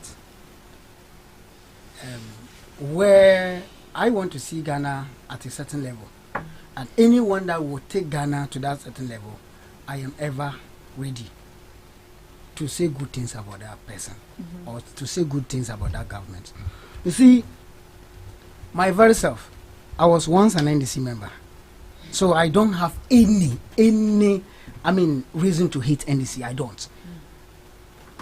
The big push is a very nice project, and I am praying and hoping that the government is able to achieve what they said. Yes, what John Dramani Mahama said. Now, if we have our roads, if you look at the road network in this country, very, very poor roads network. Yes. You understand? So if you have a government coming out to say that, oh, we are going to embark on a project that will to construct roads and other things, hey, madam, what is so lovely more than this? But let's look at it from this angle. How sure are we that it's not going to this is not just going to end like Savannah as a related development authority, SADA, or the year of rose? Now I'm coming.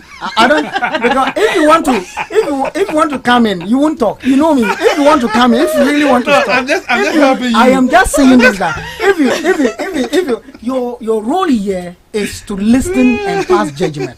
But I didn't know you have invited two NDC guys to come around. No, he's not Yes, passing I know, and I'm fine. He's just going to make his opinion. I never call for him to support me. Okay. So I am saying Yeah, we no, just I we can't just support we you just we anymore. just No, hope not on the show. we You just can hope do the that back door. Yes, I just hope this doesn't end like SADA.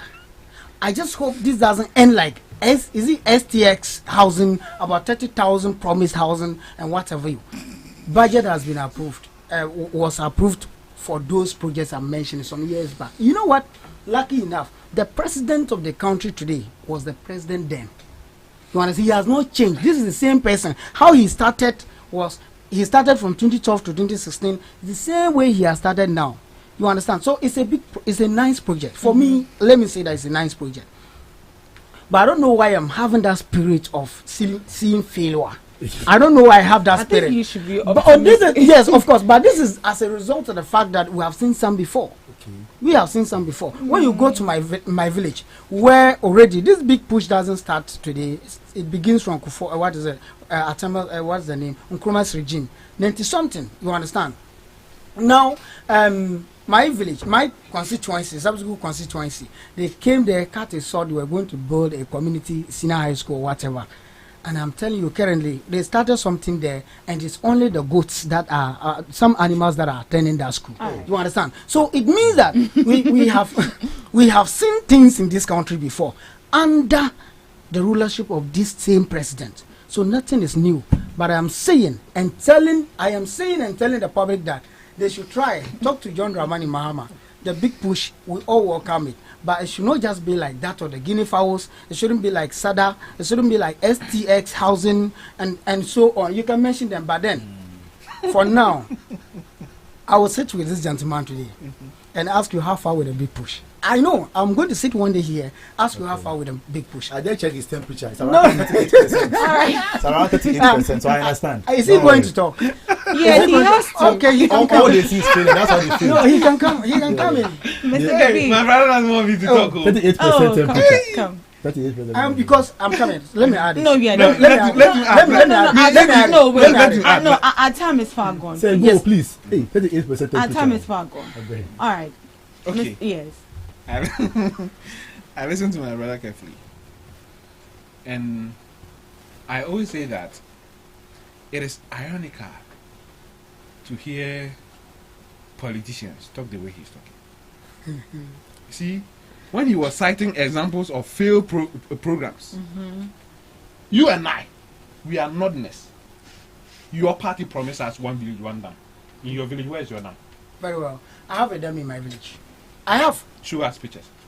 You see, I don't. Okay. If you go to subsequent question, no, he has asked the question. I have to respond. Let him respond. If you go to northern part of Ghana and you take away NPP projects in the northern part of Ghana, no goat will like to live in the northern part of Ghana. Let's put this on record. One, if you go to the Eastern Corridor Road, the NDC began the project and abandoned the project, and NDC came and did almost 80% work. As we speak, they abandoned it. Yeah, they abandoned it. You know, my brother, you are from northern part of Ghana. If you go to stand at Williams, I'm coming. I thought they were voted If you go to stand at Tamale, through to the border to Tatale, I'm telling you, that road has never been seen in the northern part of Ghana before. Bushegu Road, it has never been seen. Wilesi Road, it has never been. Look, Tamale.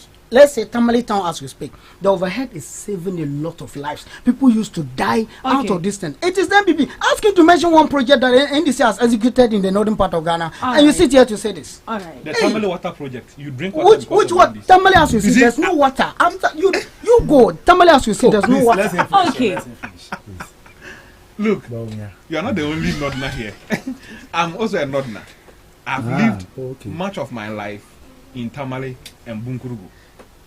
Let me state this emphatically clear today. If you say there's no water in Tamale, you are a big liar. Now there's no water. Hi, please let him finish. Thank you so much. The Tamale water project and Yendi water project were combined. A twin project converted into one. And Yendi is the one they were about doing. They started doing, and they left. NDC left office in 2016. Ask him the progress of the Yendi water project. You see, Big Push, as he clearly said, is a good and brilliant idea. Yes. Very ambitious. My fear with a Big Push is that it doesn't become something like Woon to me saying he's a road contractor, then getting a contract and not doing the road. If they will give it to genuine constructors to construct these roads, it will be good. It shouldn't be the normal thing that, oh, party, this person helped us, so let's also compensate him by giving him a road project. Akpalumu nyina ye kwan Ghana. Kofi Akpalumu num nyina ye contractors Ghana.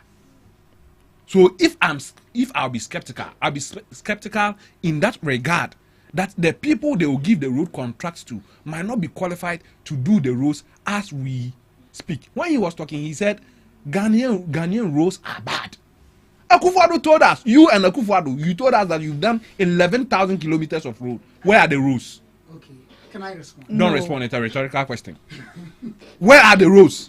You should be wrapping up, please. Then today you sit here and conveniently tell us that there are no roads in Ghana and NDC it shouldn't make the road like Sada. I understand you're a politician and that's the way you're going to communicate. But at least let's be honest in our communication. Let's have a principle that we stand by. The scandals you mentioned under NDC, under Mahama, there are worse scandals under MPP, but you sit here today and defend them.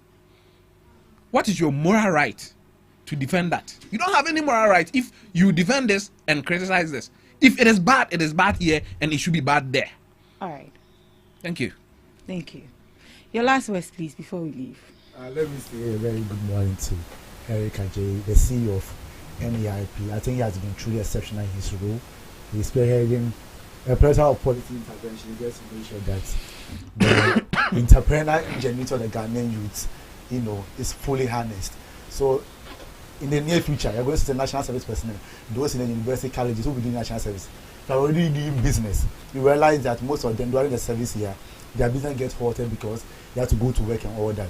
NEIP want to support those students. So they're going to be attached to NEIP to make sure that you keep your business alive, give you funding support, give you the mentorship that you need. And I think this is a very innovative and forward-thinking, idea coming from the CEO of NEIP. So let's commend him for that. And also to the University of Ghana students, all the 400, that graduated or that just finished their exams. I want to say congratulations to all of them. We shall meet in February. Thank you. All right, thank you so much, Mr. Chambers.